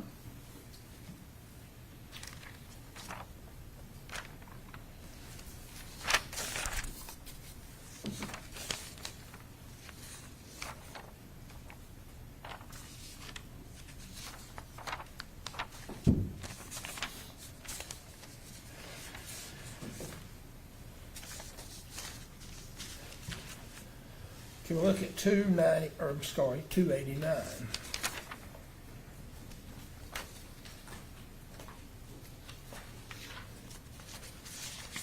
This is another picture of marker number 6. So the staining from 2 different places was collected, as well as the vice grips. And 297? Excuse me. This is another angle of that same area. And 298, please. This is a close-up of that pool of blood along with the biological material. April, you have those physical items here.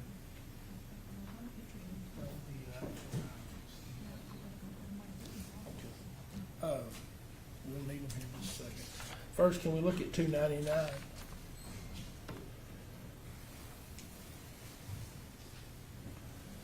This is marker number 6, and those are those vice grips that we collected. You said they were collected, ma'am. I'm going to ask you to look at, Judge, we need to go retrieve a few things out of the office. I think Miss,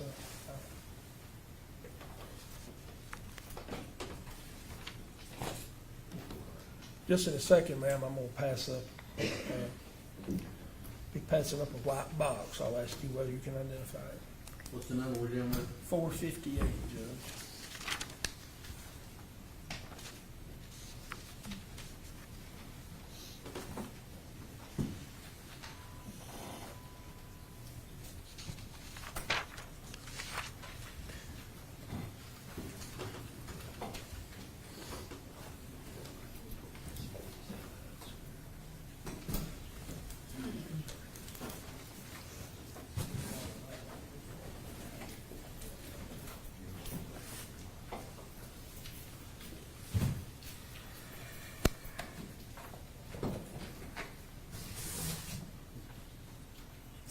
Please.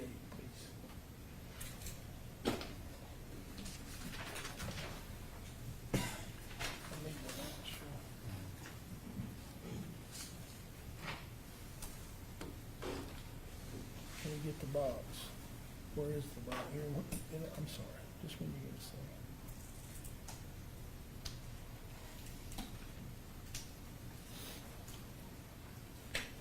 I'm not Miss Allen's favorite person right now, I'm sorry. How long is I'm stopping at 5 o'clock, it's 10 till. So are you gonna be able to rack up We yours? should be able to get through the outside portion of her testimony. We still haven't covered the inside of the house. So the outside by 10, by 5 o'clock? We should be able to, Judge, be Tomorrow very we'll do close. the inside. Start with the inside. And then get across. Yes, yes. Okay.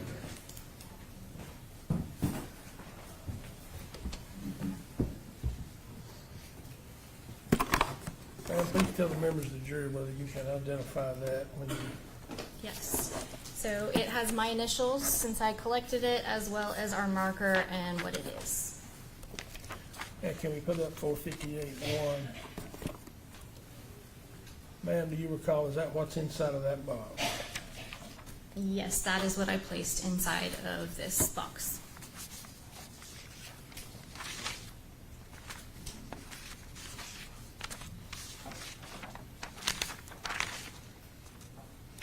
Can we look at 303? Trying to get through all the evidence markers inside.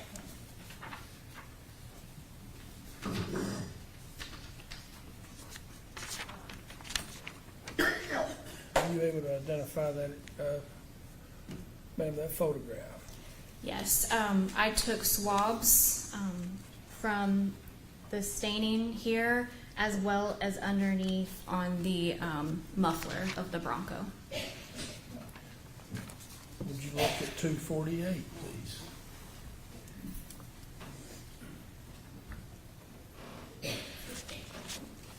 This is marker number 8, and I took swabs from this reddish-brown staining that is present in the grass. Can we look at 250?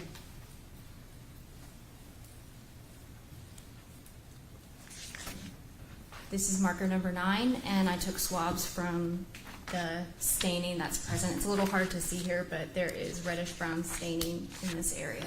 Can we look at 252, please? Do what? 252. That's a close-up of that same marker, so this would be the area that I swabbed. And can we go to 256?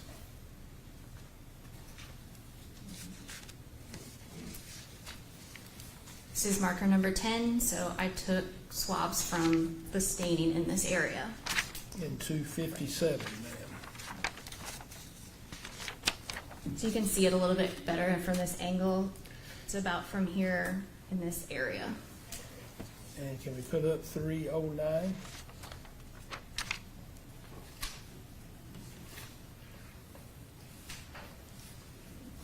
These are markers 11 and 20. And Can we look at 291, please?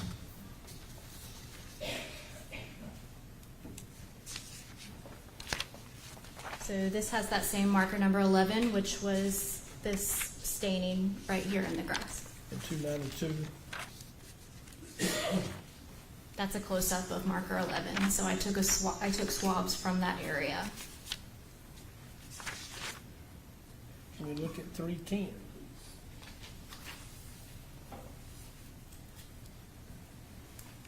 Marker number 20 is going to be the staining that was present on this tire. I think I misspoke earlier. This one would be the front driver tire.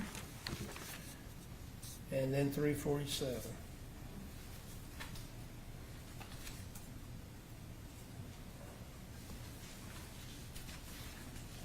So this marker number 22 is going to be that screwdriver that was collected. Can we put up, can we get 460 ready, please? 46? 460, I'm sorry.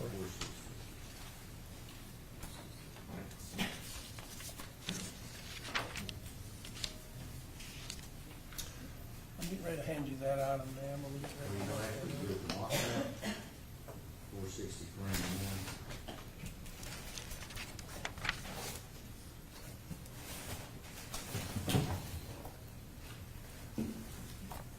Ma'am, can you please tell the members of the jury whether you can identify that? Yes. It has our marker number, my initials that I collected it, as well as what it is, the time and the date. And does that box contain 460 paren 1?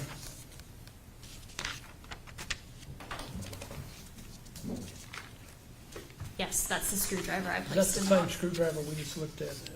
Yes, that from was in- underneath the Bronco. Sorry, I didn't mean to cut you off. Can now, so, all of those reddish brown stains, did you say earlier that you took swabs of those areas? Yes, I took swabs so that we could submit it to the lab for testing. Would you, can I hand you exhibit 463? Please?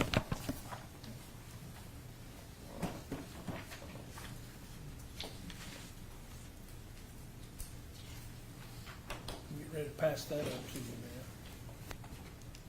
Did you take,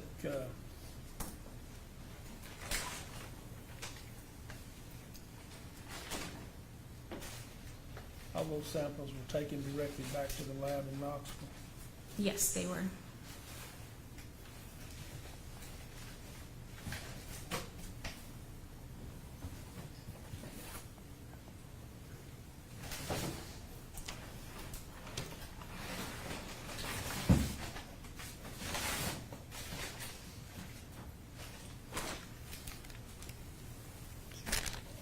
Are you able to identify that item, ma'am? Yes, it has my initials on it as well as all the different markers. So inside of this bag, each of them is going to be in a swab box and has the marker number where it was and my initials on each of the boxes that's present in this bag. That bag contains swabs from all the marker numbers we just looked at through the photographs, is that right? Yes, that's correct. Are all those photographs true and accurate as to what you yourself observed that day? Yes, they are. Would you make those exhibits to your testimony, please? Yes. That'll be fine.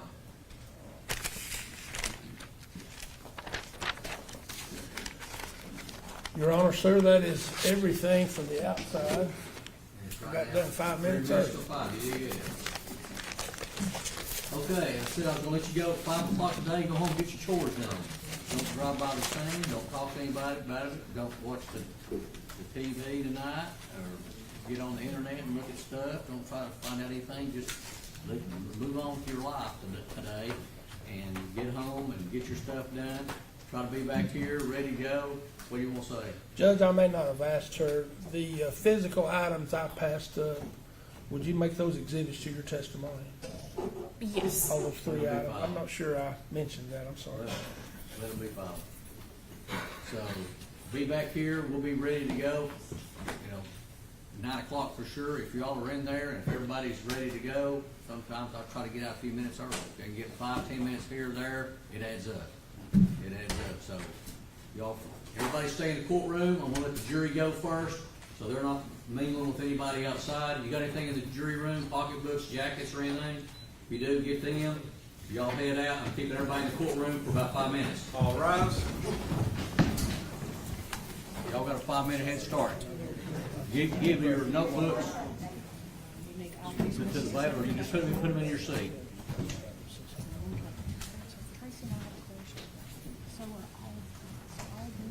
Be here before 9. No, Kim Lowe up in the bag, and she, yeah. She didn't Be testify. seated for just a few minutes, let's give them a head start.